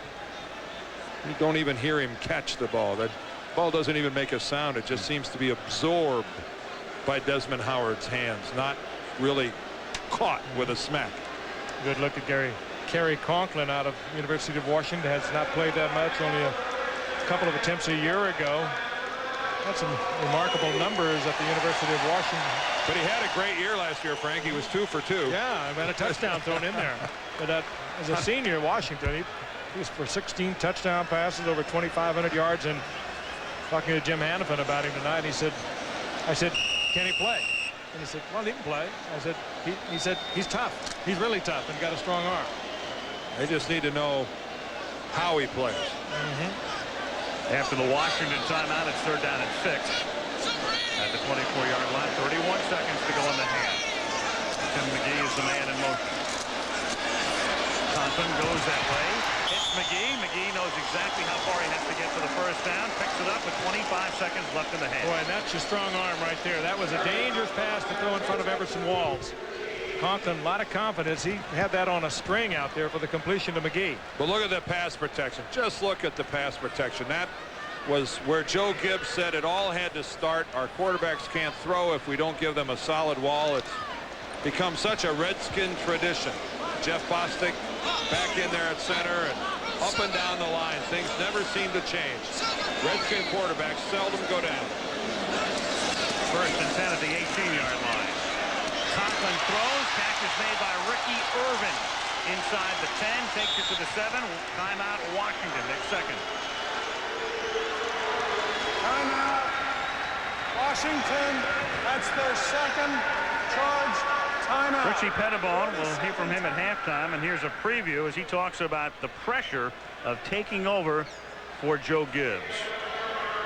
Yes, I think the expectations in Washington are always very high. I think anything less than a playoff appearance is failure. And I think that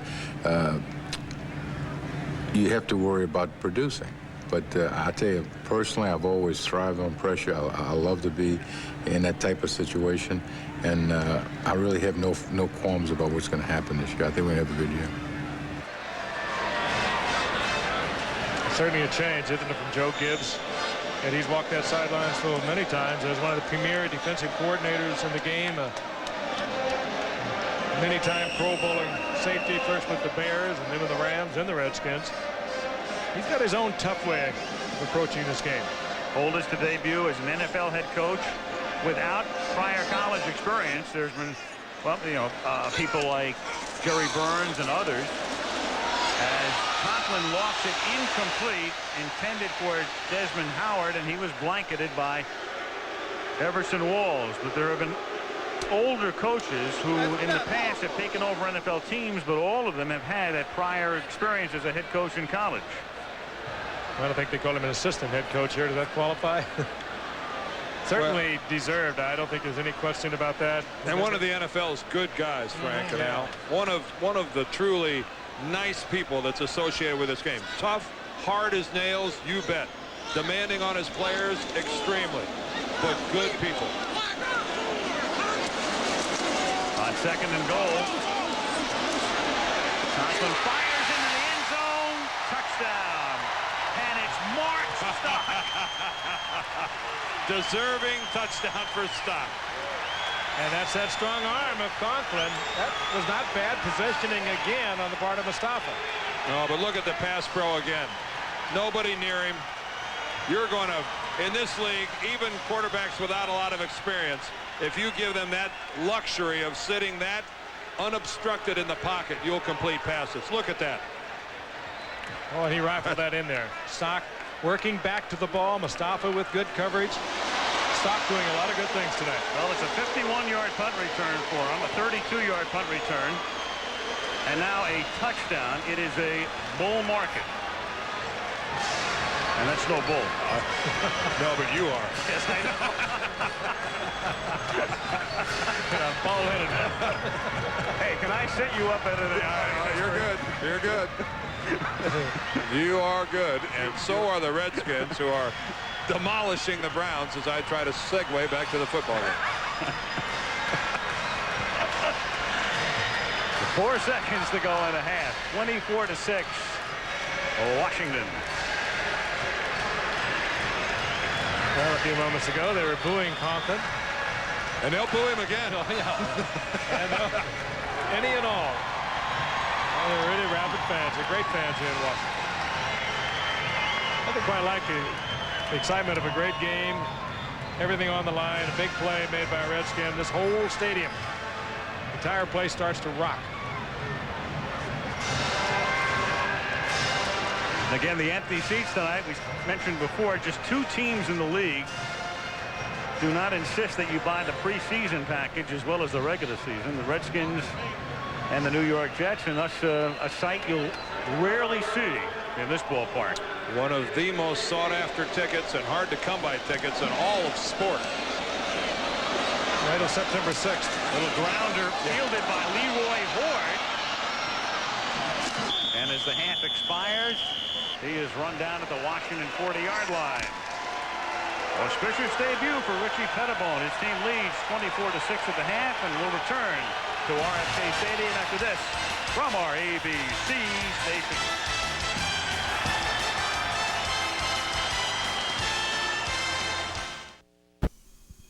As the Washington Redskins have a new head coach walking the sidelines. Gone is the legendary Joe Gibbs with his 3 Super Bowl titles. And on stage comes Richie Pettibone, his defensive guru. It's been a long wait for Richie, but it's worked out just fine. I have the job that I always wanted. And maybe somebody was looking out for me.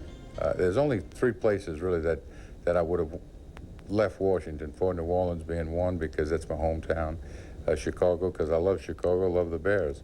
But actually, Washington now is the place I call home. I think it's a great organization. I think we have tremendous ownership, great fan support, and I think it's the best place in the world to coach. Well, Richie, Joe Gibbs was known for his work ethic, spending an entire night during the course of the week getting prepared for a game. How will you approach this as a head coach? I think the only thing that counts in life, Frank, is to get results. And what happens on Sunday is the only thing that really matters. You know, if it takes all night, we'll do it. But, you know, going in, I don't think it's going to take us that long. Is the modern-day player as motivated as you were, as a Bear, as a Ram, as a Washington Redskin? I think the money is so much right now, Frank. People are making so much money. We played for fun, as you know, because we didn't make any money. And I think you learn to appreciate the game more back then. I think now it's a business. I think it's very difficult to get people who are only, you know, injured just a little bit to get back on the field. They want to protect that big salary and that big contract, and you really can't blame them. Are they motivated? I think they're just as motivated. They certainly, I think the athletes are much better today for many, many reasons. They're bigger, they're stronger, they're faster. But there's no question that the game and the players have changed. Can you get this football team back into the Super Bowl, Rich? Well, you know, expectations in Washington are very high. And I think that that's rightfully so. I don't think they will tolerate anything but the playoffs. You know, Super Bowl is, you have to be extremely lucky to get there, as you know. But, you know, we'll play it game by game, and we'll see.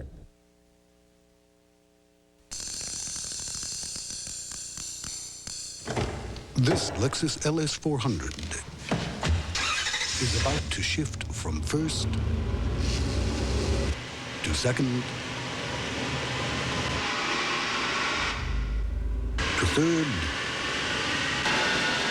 and to fourth. We thought we'd take the opportunity to point this out. It would be so difficult for you to tell on your own. The country's best action is on the home of college football, ABC Sports. Yes! That's what we're talking about. If you're looking for the nation's top teams. He's on his way. Touchdown, Alabama. Touchdown, Michigan. The most outstanding athletes. Can you believe that? And the game's fiercest rivalries. Touchdown. There's only one place to turn. Home of college football, ABC.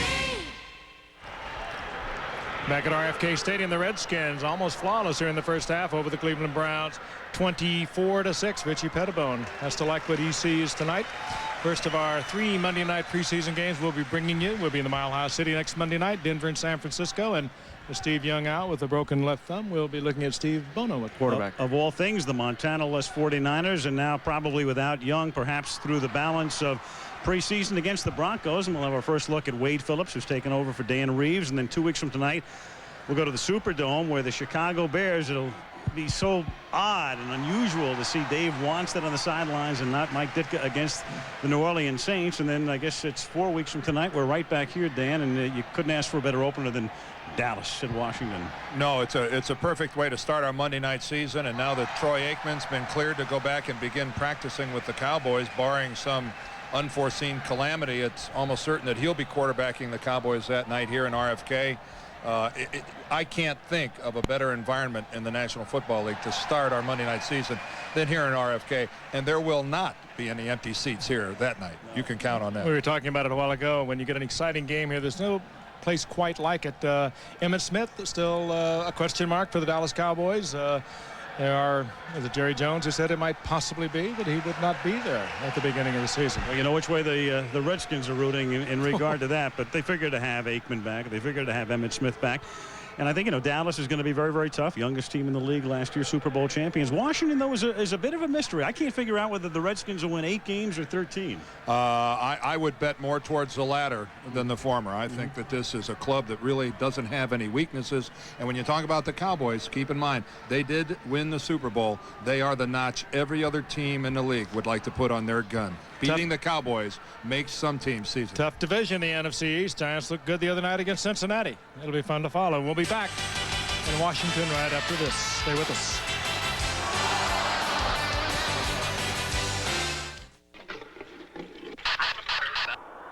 A different kind of company, a different kind of car. And by Budweiser. Fresh, pure, natural. Proud to be your Bud. My mic's. We get ready to start the second half at RFK Stadium in Washington, D.C. Redskins dominate the first half on the scoreboard 24-6, and total domination there as they have outgained the Browns by about a 4-to-1 ratio. Look at the total yards. If you just up the Redskins to 240, that would be your exact representation on the scoreboard. Right. 24-6 is our halftime score, as it's been a total domination by Richie Pettibone's Washington Redskins. And it's going to take a while to getting used to saying what Richie Pettibone's Redskins rather than Joe Gibbs, who really surprised everybody with his resignation in March. It would not have surprised the coaching staff if he would have resigned right after the end of the regular season. Joe was having health problems, and it was obvious to his entire coaching staff that his continued coaching the Redskins was in jeopardy. But then when they saw him go on into March, they all made the decision that, well, it's too late now. Joe's obviously committed himself to 1993, and that's why Richie was so doggone surprised when he walked into Jack Kent Cook's office. There was Joe Gibbs, and Mr. Cook said, "Joe's quitting, and the job is yours." That's the best interview anybody ever had for a head coaching job in the NFL. We asked him whether or not he had been seriously interviewed, and he said it only once before when Jim Mora was hired in New Orleans. There's Jack Kent Cook, and he was also interviewed this past off-season for the Chicago Bears job. Thought he had a pretty good run at that. Chip Lohmiller to kick off. Cleveland receiving. Third quarter is underway, and it begins with a touchback. Randy Baldwin downs it in the end zone. So the Cleveland Browns, who used Bernie Kosar for about a quarter and a half and then finished the half with Todd Philcox, come out to start the third quarter with Vinny Testaverde, and this is very much a new phase in his career. Heisman Trophy winner, Tampa Bay. Thought he would be the savior. It never happened for Vinny in Tampa Bay, and now he comes into a situation where he knows he's not number one. He knows he begins a career as a backup. He and Kosar, good friends. Both went to Miami, of course, and Bernie talked to Testaverde during the offseason and convinced him to come on over. Tommy Vardell takes it up to the 27-yard line. And it's not a bad pickup in as much as Kosar has been injury prone throughout his career, to wit as recently as last year, missing half the season. Is that Tim Johnson who's on the ground? Shaking up Redskin. Well, they're starting defensive tackles, and well, a scary moment is he's obviously in pain. The Redskins defensive line suffered a real blow when they lost Jumpy Geathers. There's Johnson coming in from the right, closing in on Horde. Ooh. And he slides awkwardly underneath, and really it looks like the leg of Leroy Horde took the beating. But Tim Johnson is a player that's shaken up. We'll be back here at RFK right after this.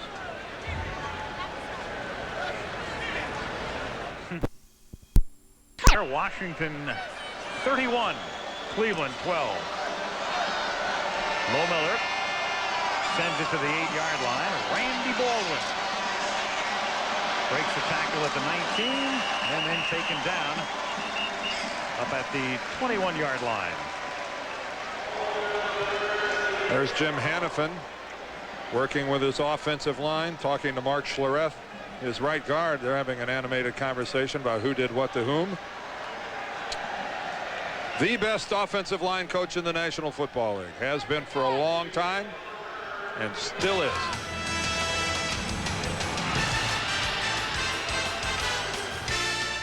Well, you saw Darrell Green, who used to be the fastest man in the league and still very fleet, the starting corner for Washington. Cleveland begins this drive with the 22. Vinny Testaverde hands the ball to Randy Baldwin. And Baldwin loses the football. Oh, they're calling this a live ball, I think. And Washington football. Bobby Wilson recovers.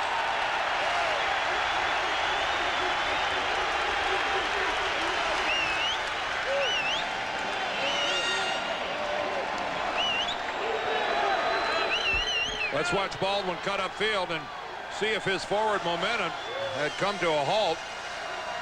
He stood up pretty good there by Alvoid Mays, but the ball is loose. It is out, and it's alive. And Bobby Wilson covers it up, and a broadcaster's odds of coming to RFK and broadcasting a Redskins loss are slim, and the Cleveland Browns are finding that out right now. This is maybe the toughest road win in the NFL. At the 27-yard line, Washington taking over. And this is Brooks. Avoids getting tackled in the backfield and fights his way for about a 6-yard pickup. Stopped by Gerald Dixon. Talking about Brooks' speed, a high school sprinter in Oklahoma. He also was a fine athlete. He was a defensive back early on in Notre Dame. And moved him back onto the offense, and last year over 1,300 yards.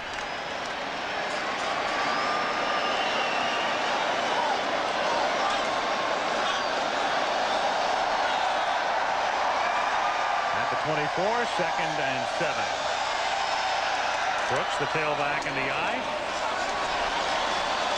And he gets pushed back before he can reach the 20-yard line. Mike Reed, little linebacker, with the tackle.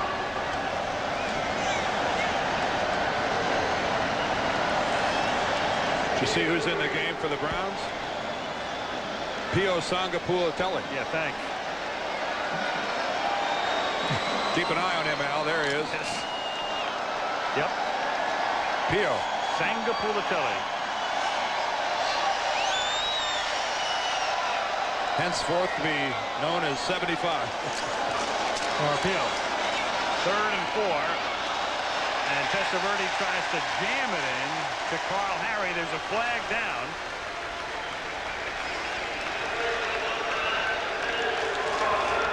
Selwyn Jones. Number 22, defense. 5 yards, automatic first down. That's number 22, Selwyn Jones.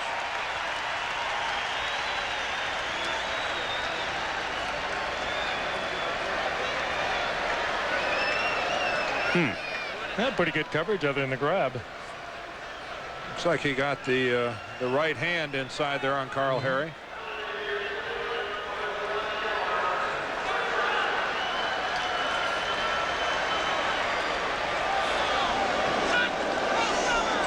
At the 16-yard line, Gary Conklin at 1st and 10.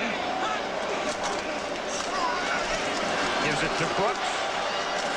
Brooks takes it to the 12-yard line. Gang tackle there. Charge led by Gerald Dixon.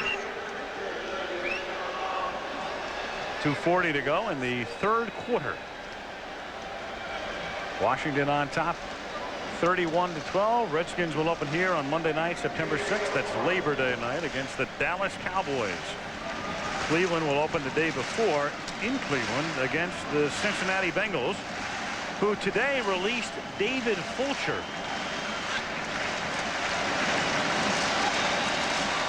On 2nd down, a nice fingertip catch made by Frank Wycheck, rookie fullback from Maryland. Pulling it in at the 8-yard line. Conklin again with a strong delivery. Throwing it down low. Good place to put it, and that was a terrific effort. What a job to keep the ball off the ground. And then roll with it. Good effort. 3rd down, short 2, ball at the 8, under 2 minutes to go in the 3rd.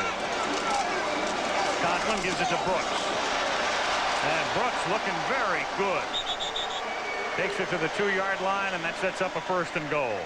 Well, he is explosive. And in that uniform, back to Larry Brown, that kind of explosiveness. I think football people refer to it as a burst. And Reggie Brooks has a burst. It's almost looks like for a fraction there, when he shifts gears, he's moving into another speed that other people don't have. 22 first down for the Redskins, and they're going to pick up a 23rd if Green can get into the end zone, and he does. Touchdown. And Robert Green with a burst of his own. Even though it was 1st and goal on the 3, even though you get a touchdown, you get another 1st down. Very good. On the stat sheet. You bet. Makes no sense, but you get it anyway. For those of you who thought you caught us. Wycheck with a good block out front. Again, strong blocking by the Redskin offensive line. Good running, and they look to be in regular season form. Charlie Casserly there on the right, accepting congratulations from Jack Kent Cook. It's only August, guys. We'll be here on Labor Day. Things move so fast in this game. It seems like you never get to know people. Hi, I'm Emmett. Nice to meet you. All men are created equal. Some just work harder in the preseason. Randy Baldwin having a tough time finding the handle tonight.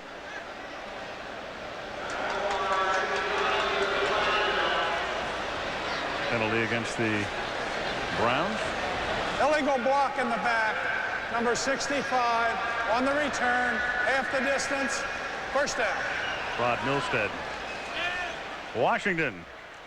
The White House. And we'll be back here 4 weeks from tonight, as we mentioned before, for the opener of season number 24 from our nation's capital. We should invite the main man to come up and join us in the booth. Redskins and the Cowboys.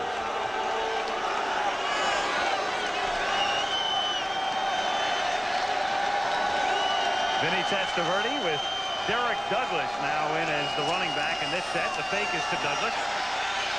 And Vinny from the end zone. Boy, does he throw a beautiful pass. Caught up at the 20 by Keenan McCardle, who takes it to the 23-yard line. More than that, you kind of wonder what Vinny Testaverde, with the tough 6 years behind him with Tampa Bay, never really developing a team around him. You kind of wonder what he would do with a good football team around him. Obviously got a great arm. Comes from a superb program in Miami.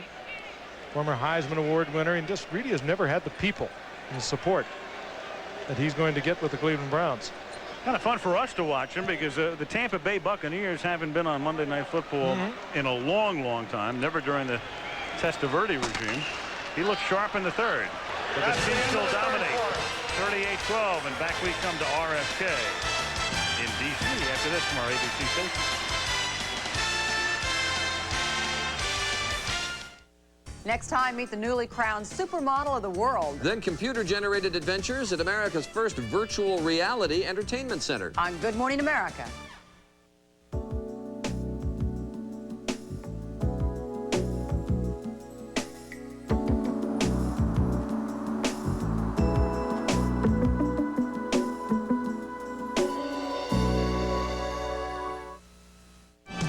Coming up tonight on Eyewitness News after the game near Rochester, a 13-year-old boy has been charged in the murder of a 4-year-old. Also, we'll have an update on the Pope's trip to America after the game. What do you think? Have you ever tasted Crystal Pepsi? No, actually I haven't. It doesn't really taste like Pepsi. What do you think? What do I do? Just take a sip? It's hard to explain. It's just... It isn't anything like California white wine. I'm embarrassed here. What's it like? It's a nice lemony zing taste. What do you think? It's not as heavy. Less syrupy. I'm sweating. I love it. It's refreshing. Clear taste. This is different. Would you like to take a bath in it? Seriously. What do you think? In Niagara Falls, Ontario, Marineland is the place to go. An enchanted land with a magic man. Everyone loves Marineland. You can take your family for the day. Watching the whales and dolphins play. Seeing friends you miss. A great big kiss. Everyone loves Marineland. Bills Chiefs Thursday at 8 on News Channel 7.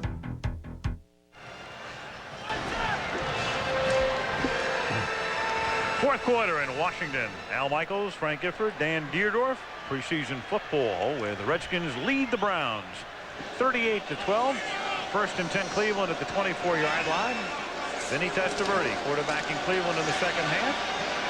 Rolling to his right, looking and throwing, and the catch is made up at the 32-yard line by James Pruitt. A little bit short of the first down. And we're back with you next Monday night. We'll go to Mile High Stadium in Denver. The San Francisco 49ers at Mile High taking on the Denver Broncos with new coach Wade Phillips. And they got off to a winning start on their preseason schedule by beating the Buccaneers in Tampa the other night. 49ers shut the Raiders out 27-0 yesterday. But as most of you know, lost Steve Young for probably 3 to 4 weeks with a fractured thumb. 2nd and 2, and that's Derek Douglas out of Louisiana Tech fighting his way for a first down up to the 37-yard line. There's a good look at Tom Carter, the #1 draft choice of the Washington Redskins, and he's got a rib problem and ought to begin practicing next week, and hopefully he'll get some good playing time in. Look for this guy, though, to be a fixture at cornerback for the Redskins for a long time, and it's not inconceivable that he could be starting for this club sometime later on during the regular season. Richie Pettibone comes right out and says he is by far and away the best athlete we've ever drafted here since Darrell Green. And Douglas, who had picked up the first down on the preceding play, comes close to getting another one, a little bit short of it as he reaches the 45-yard line. 13:20 remaining in the fourth quarter. The Cleveland Browns, well, they were 7-9 last year, 6-10 in Belichick's first year, 3-13 the year prior. 3 straight losing seasons, but the Browns think they can very much contend for the AFC Central Division crown, and it does figure to be a pretty wide open battle. And there's a messed up, very ugly looking attempted draw. Ball's on the ground. And Washington originally had the football, still loose, and they do wind up with it at the 33-yard line as Terry Hogue picks it up. Jim Waller came in and dislodged the ball on a mix-up in the backfield, and the Redskins able to create the turnover.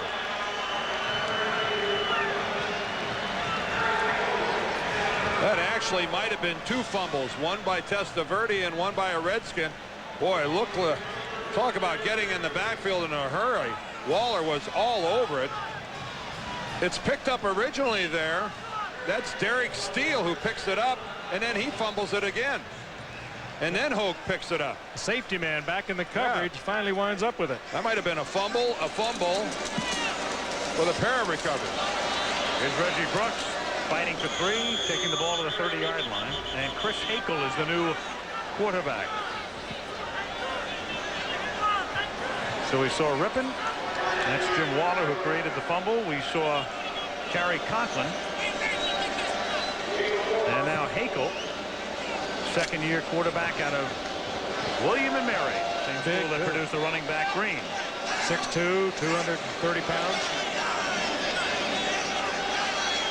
2nd and 7 at the 30-yard line.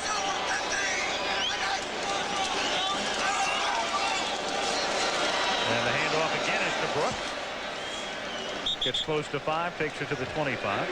You know, the William and Mary connection with the Redskins, the reason these guys got such good looks is that they were teammates of Joe Gibbs' son J.D., who was at William and Mary and a teammate of Hakel and of Robert Green as well. And it was really Robert Green who caught the eye of Joe Gibbs when he was on the William and Mary campus visiting his son.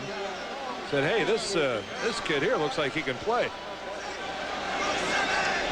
3rd and 2 at the Cleveland 25-yard line.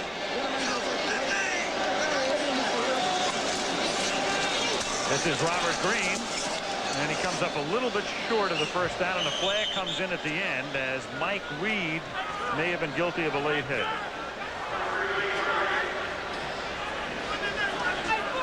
Instead, the call goes against Washington.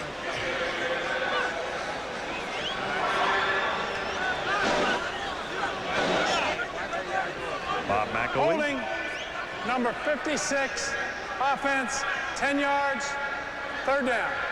Greg Huntington, rookie from Penn State. 11:17 remaining. Washington on top 38-12. Started to talk about the Browns before, figuring to be in contention in the AFC Central. Pittsburgh would be the consensus pick to win it again.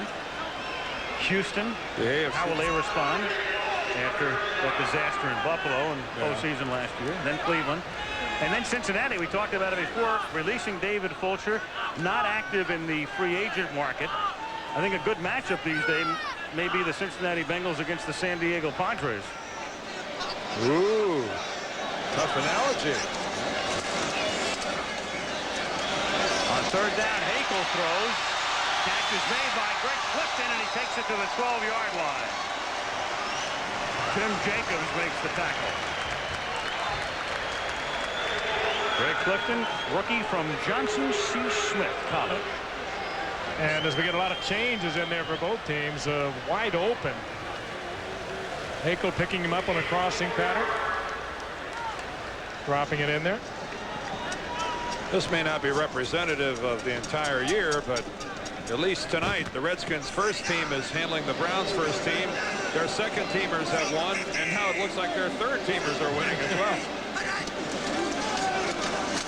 From the 11-yard line, Green cuts it back, takes it to the 8. Now you were talking about the Browns contending this year. Last year, at one point, they were 7-6, and remember when we left them in after the second game of the season against Miami, Bernie Kosar had broken his ankle, and we thought, well, this team is going to have a tough time pulling anything together.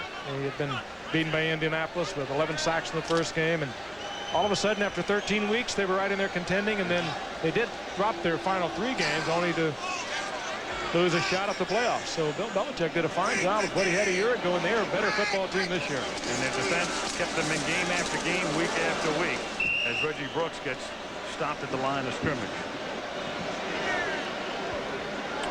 It's like Mo Elowanibi lost his helmet. There, he got it back. One thing about playing here at RFK, you look like you've played a football game as it begins to wear on. And keep in mind, this is the best this field is going to look all year. We got a little rain this afternoon, a little damp in the middle of the field. Al didn't wander out there. He has his brown shoes on. And you know how that Plastic gets when it gets wet. I didn't bring my rubbers tonight. On 3rd and 9, Hakel throws it out of bounds. Carl Harry was the nearest intended receiver.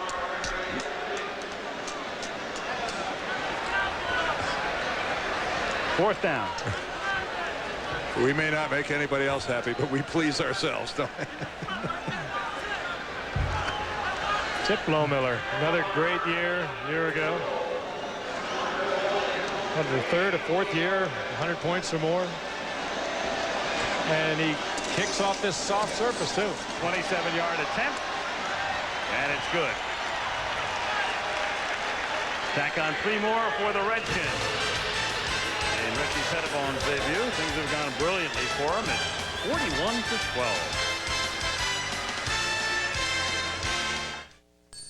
You like it? Is that new Bonneville yours? They really changed it, haven't they? That's sharp.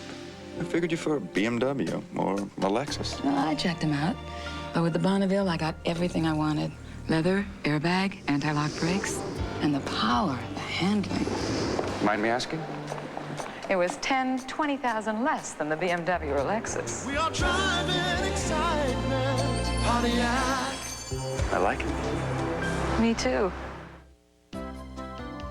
The name True Value on my store gives me a good feeling.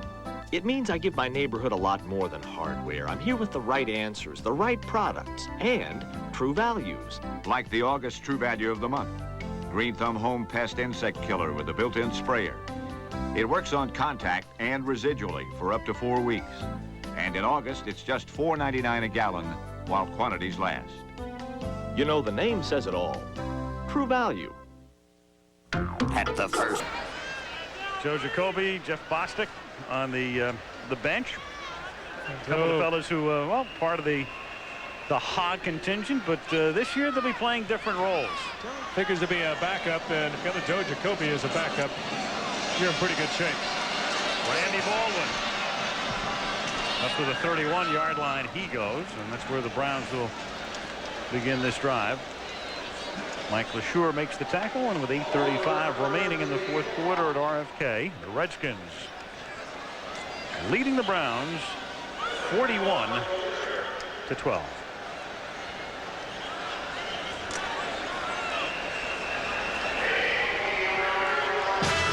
And we'll be back right after this.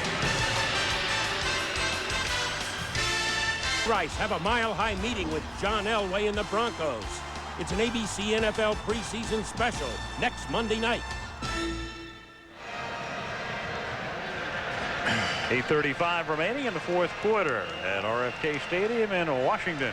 Redskins on top 41-12. Redskins with the biggest offensive output of any team thus far in preseason play.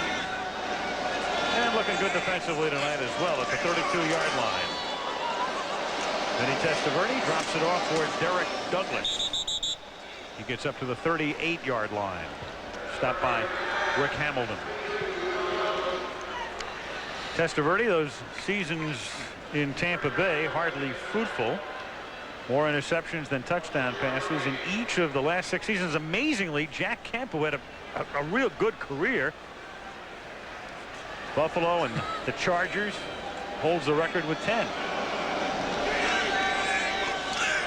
2nd down and 4. And Derek Douglas takes it up to the 40. It'll be 3rd down and 2.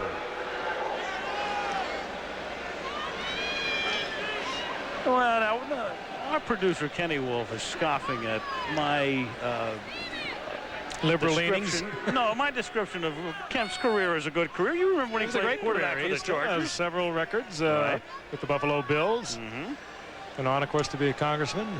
Who knows what's going to happen down the line for him? He was the original quarterback for the then Los Angeles Chargers. Spent 1 year in L.A. before moving to San Diego. 3rd down, a short 2.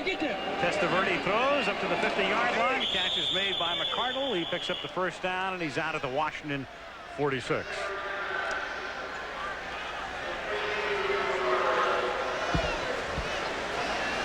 Those were the days when they put it in the air. The old AFL in the early days. Sid Gilman was the coach. Yep.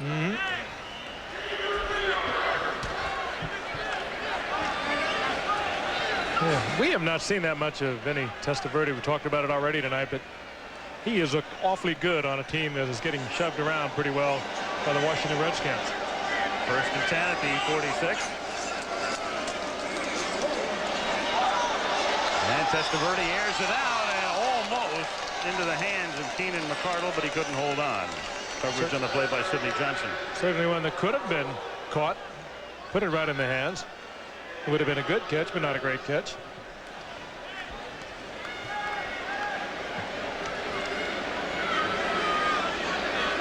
Bill Belichick, architect of a great defensive effort in Super Bowl 25, the win for the Giants over the Buffalo Bills. Father, former head coach, Naval Academy, grew up not too far from here in Annapolis. Worked his way up the hard way. At the 46-yard line. Testaverde throws a strike to the 31 into the arms of Keenan McCardle.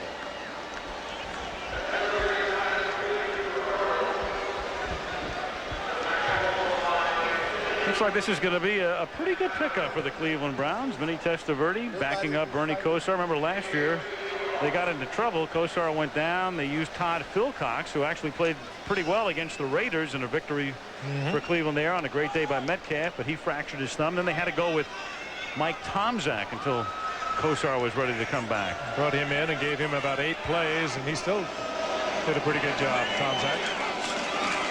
At the 30, it's a little toss to Derek Douglas.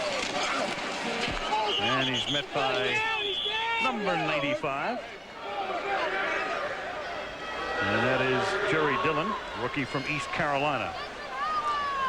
But even with the score 41-12, and of course they're kind of meaningless in preseason games, this is a much better Cleveland Browns team. They've improved dramatically in their offensive line. No question they've improved defensively. Michael Dean Perry not here. We talked about that earlier, but Michael Dean Perry, when you imagine Dan and Al, Michael Dean Perry in there with Jerry Ball. Oh, it's an impressive combination inside. When you also got to figure in James Jones, who started at defensive tackle for the last couple of years. Then he has the pass tip and was lucky it wasn't intercepted. Rick Hamilton tipping it and almost wound up in the hands of Pat Eilers, but he had gotten taken to the turf. You know, Frank, there's James Jones right there, the swing man that does some blocking and short yardage situations, but has been a bona fide starter for the last couple of years on the defensive line. Then you factor in Rob Burnett, who led them in sacks last year with 9. Anthony Pleasant, who didn't play tonight on the other side. You'll get people in the Browns organization to tell you that this defensive line in their minds is the best defensive line the Cleveland Browns have ever had. Timeout. Ever. Not in the last 5 years. Cleveland, ever. that's their first charged timeout. Well, you get the sense that maybe they have put it together defensively is when Bill Belichick would tell you, I'm going to work concentrate mainly on the offense this year. I wonder what they're going to do with Ball and Perry. When both of those guys are on, neither one of them can be blocked one-on-one. Impossible. The Dallas-Washington matchup on a Monday night game. One of the classic rivalries in the history of the National Football League. At the 18-yard line on first down, play is whistled dead at the inception as one of the Browns jump. What do you got? False start. Number 68, prior to the snap, 5 yards, first down. Ed King. Ed King making a move from right guard out to right tackle, and if there is a question mark on this offensive line, one would have to say it's over the right side. Of course, the rookie #1 draft pick, Steve Everett, can not only play at center as we've witnessed tonight with Jay Hilgenberg missing, but he also is a good prospect to become a starter at the guard position. You know him from Michigan, Dan. Quite a reputation up there. Oh, you constantly hear the word throwback. He is talking about Steve Everett, who has gone the distance tonight at center. There he is right there. They said he could have played in the 20s, the 30s, the 40s. Who knows? But he's a... Bill Belichick, I think, said it best when he said, if we practice 4 times a day, he wouldn't mind. He loves football more than anything. Has a degree from Michigan in fine arts, is quite a painter. Might mind if you had to sit next to him at lunch. Well, when you look at him, it looks like he should do most of his painting on the walls of a cave. On 2nd and 13, that's picked off at the 12-yard line. We'll hear from by Pat Eilers. We'll hear from the cavemen now. Do they have a society? Oh, they're out there. They're already calling. Scott Goldbred had it deflect off his hands and into the hands of Pat Eilers for the pickoff.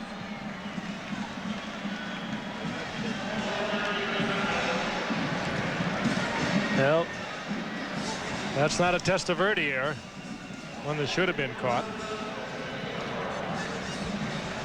Benny Testaverde, very impressive tonight.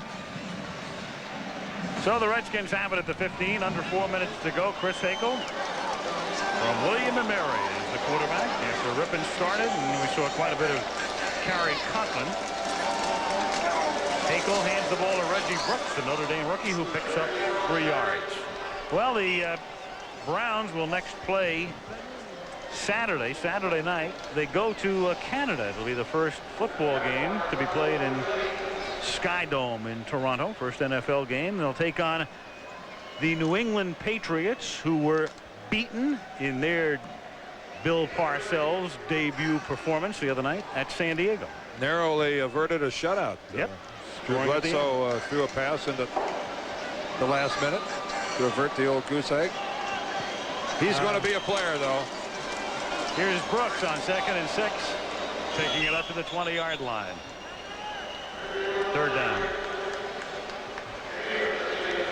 And the Washington Redskins, meanwhile, will go to Miami for their next encounter.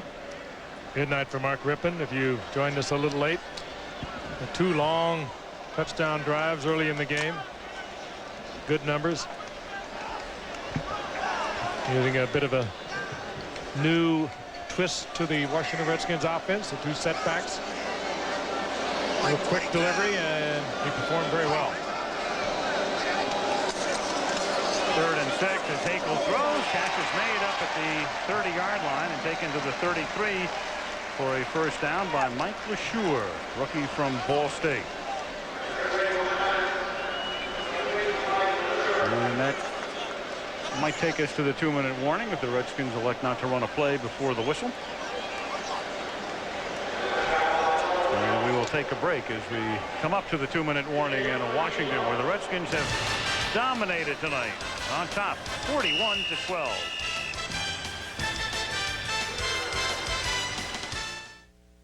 Wendy, how's dinner coming? Dad, it's going to be another 20 minutes. There are times you're so hungry. I'm going to go for a walk. Only a trip to Wendy's will do. Big and classic, please. Hungry, huh? Introducing our biggest classic, a 1/4 pound of fresh beef, cheese, 3 big strips of bacon, plus the works on a toasted Kaiser bun. Man, Dad hit the spot. Come try Wendy's new Big Bacon Classic, but come hungry. It's almost ready, Dad. That's okay. No hurry. The Cadillac DeVille has the safety answers, an anti-lock braking system, advanced airbag technology, and a 200 horsepower V8. DeVille also has the financial answers. Now you can receive a $3,000 special bonus from Cadillac when you purchase a new 1993 DeVille. Selection continues to diminish, so see your Cadillac dealer soon. Because a $3,000 bonus on the Cadillac DeVille makes a safe investment even safer. 2 minutes to go in Washington. Redskins dominating tonight 41-12 over the Cleveland Browns. Mentioned that the Skins next play in Miami. That's a Saturday night game. And when Washington next faces Miami, it'll be on a Monday night. We'll take a look at the Skins against the Dolphins in a good matchup on Monday night, October the 4th.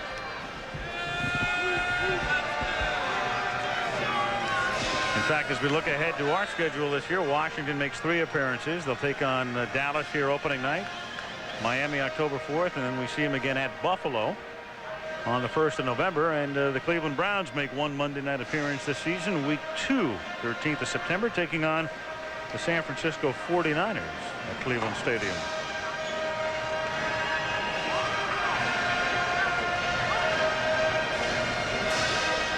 Good start for Richie Pettibone tonight.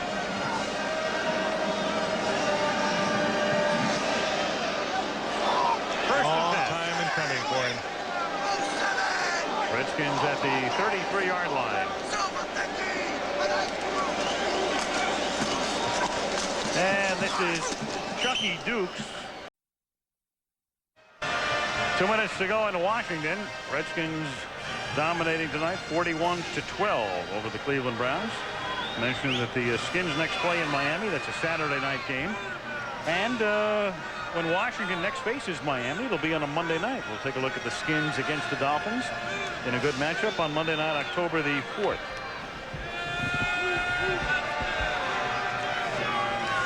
In fact, as we look ahead to our schedule this year, Washington makes 3 appearances. They'll take on Dallas here opening night, Miami October 4th, and then we see them again at Buffalo on the 1st of November. And the Cleveland Browns make one Monday night appearance this season, week 2, 13th of September, taking on the San Francisco 49ers at Cleveland Stadium.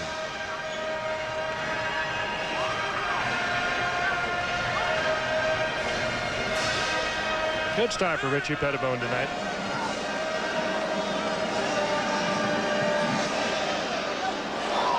Long time in coming for him. Redskins at the 33-yard line. And this is Chucky Dukes with his first carry of the game. Dukes is a rookie from Boston College. Well, it became fashionable for a lot of announcers through the years to say Richie Pettibone is as good an assistant coach as there is in the league, and nobody could quite figure out why he hadn't gotten a head coaching job. And I guess those of us in this fraternity will have to find a new favorite assistant coach. Remember in Super Bowl against Denver, we were interviewing everyone. We had a long talk with him. And we asked him that question, Super Bowl 22, and said, no, he said, I'd like to be a head coach. Just nobody's got around to talking to me. Right. Chucky Dukes, another favorite of the broadcasters and writers in that regard, is the guy we're going to see next week, Wade Phillips. Exactly right. Who, of course, now Wade has experience and moved in really a tough situation in Denver, and is really the player's choice. The players, since Dan Reeves went to the New York Giants, and especially John Elway and his criticism of Reeves has really sparked a lot of controversy. But to a man, the Denver Broncos say, we love Wade Phillips and enjoy playing for this guy. A little bit of a situation here, too. Joe Gibbs was well liked by the players, but he was much more distant from the players than is Richie Pettibone. And in talking to the management and people around the Redskins, they'll tell you the players are very open about it. They want to win for Richie Pettibone.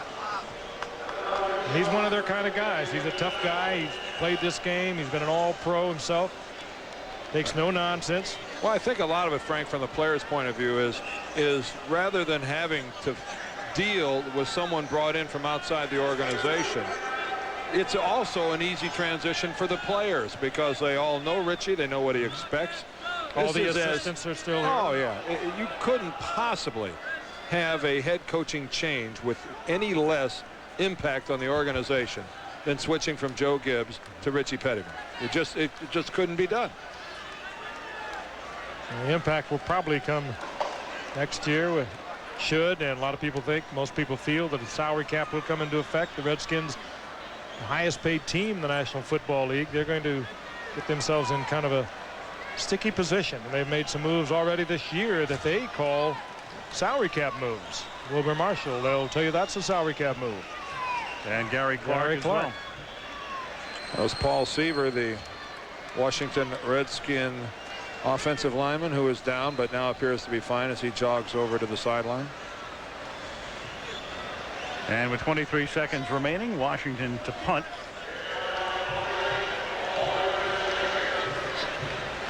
Another look at the rookie Ed Bunn. It's funny that you're at the point in the game where there's obviously nothing of import is happening, except to a kid like this right now. Exactly right. This might as well be the first punt of the game. He's about due for one, too. Yeah, but this is just as important as his first punt of the game. Not bad. About average distance, taken at the 19-yard line by Randy Baldwin. And it's a 44-yard kick, which would be a little bit more than the normal league average. Jack O'Hara, our executive producer, and it's great to have the Wolfman back for his 8th season at the helm. Craig Janoff beginning his 6th as our illustrious director. Joey Chavo, too many to count for 72nd. How about 24? Yes. Yeah, Joey's been here a long time. The great Ben Harvey. The great golfer Ben Harvey and the rest of our crew. Emily Deutsch will be doing the halftimes this year. And up in the booth, we've got Malibu Kelly Hayes. Or Aspen Kelly Hayes. Yes, and George Hill back with us again. And Steve Hurd, our Director of Information. Gang's all back. And we will be back with you next Monday night from Mile High Stadium in Denver, where the Broncos will attempt to outdraw the Colorado Rockies. I think we're getting a what am I chopped liver from Kirsten Anderson, our stage manager here out / kennel keeper. I've just saved your bacon. Well, I was saving it for the very end. Oh yeah, right. The fanfare. Yeah, right. I also saved his Orioles. Yeah. Brad Gable is the quarterback, and he airs one out. And it is picked off at the 27-yard line by Sidney Johnson. As the gun sounds to end the game. Sidney ends it with a mini flourish. And kind of an appropriate ending for Washington because they dominated throughout. The Washington Redskins winning their preseason opener.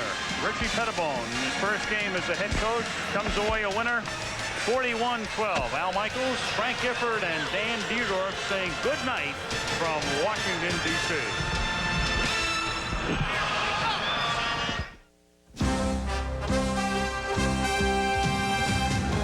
ABC's NFL Monday Night Football preseason special has been brought to you by Cadillac, changing the way you think about American automobiles. And by Valvoline. People who know use Valvoline. Saturday on ABC Sports, international track and field stars come together for their biggest event of the year. It's the World Track and Field Championship. Are you ready for some football? Last January, the Dallas Cowboys completed a 4-year ascent to the pinnacle of professional football. The kill shot was emphatic. A 52-17 victory over the Buffalo Bills to win Super Bowl 27. Tonight in Washington, the defense of the Super Bowl title begins. But it's doubly hard to do it again, and the Cowboys must now confront the demons that bedevil a championship team hoping to retain its title. But don't pity Dallas coach Jimmy Johnson. We have an excellent football team. We have a lot of talent on this team, and our guys understand how to win, and they have a tremendous amount of confidence. And no player is more ready to prove Johnson right than quarterback Troy Aikman. We're ready to go. I feel good about this football team. I think everybody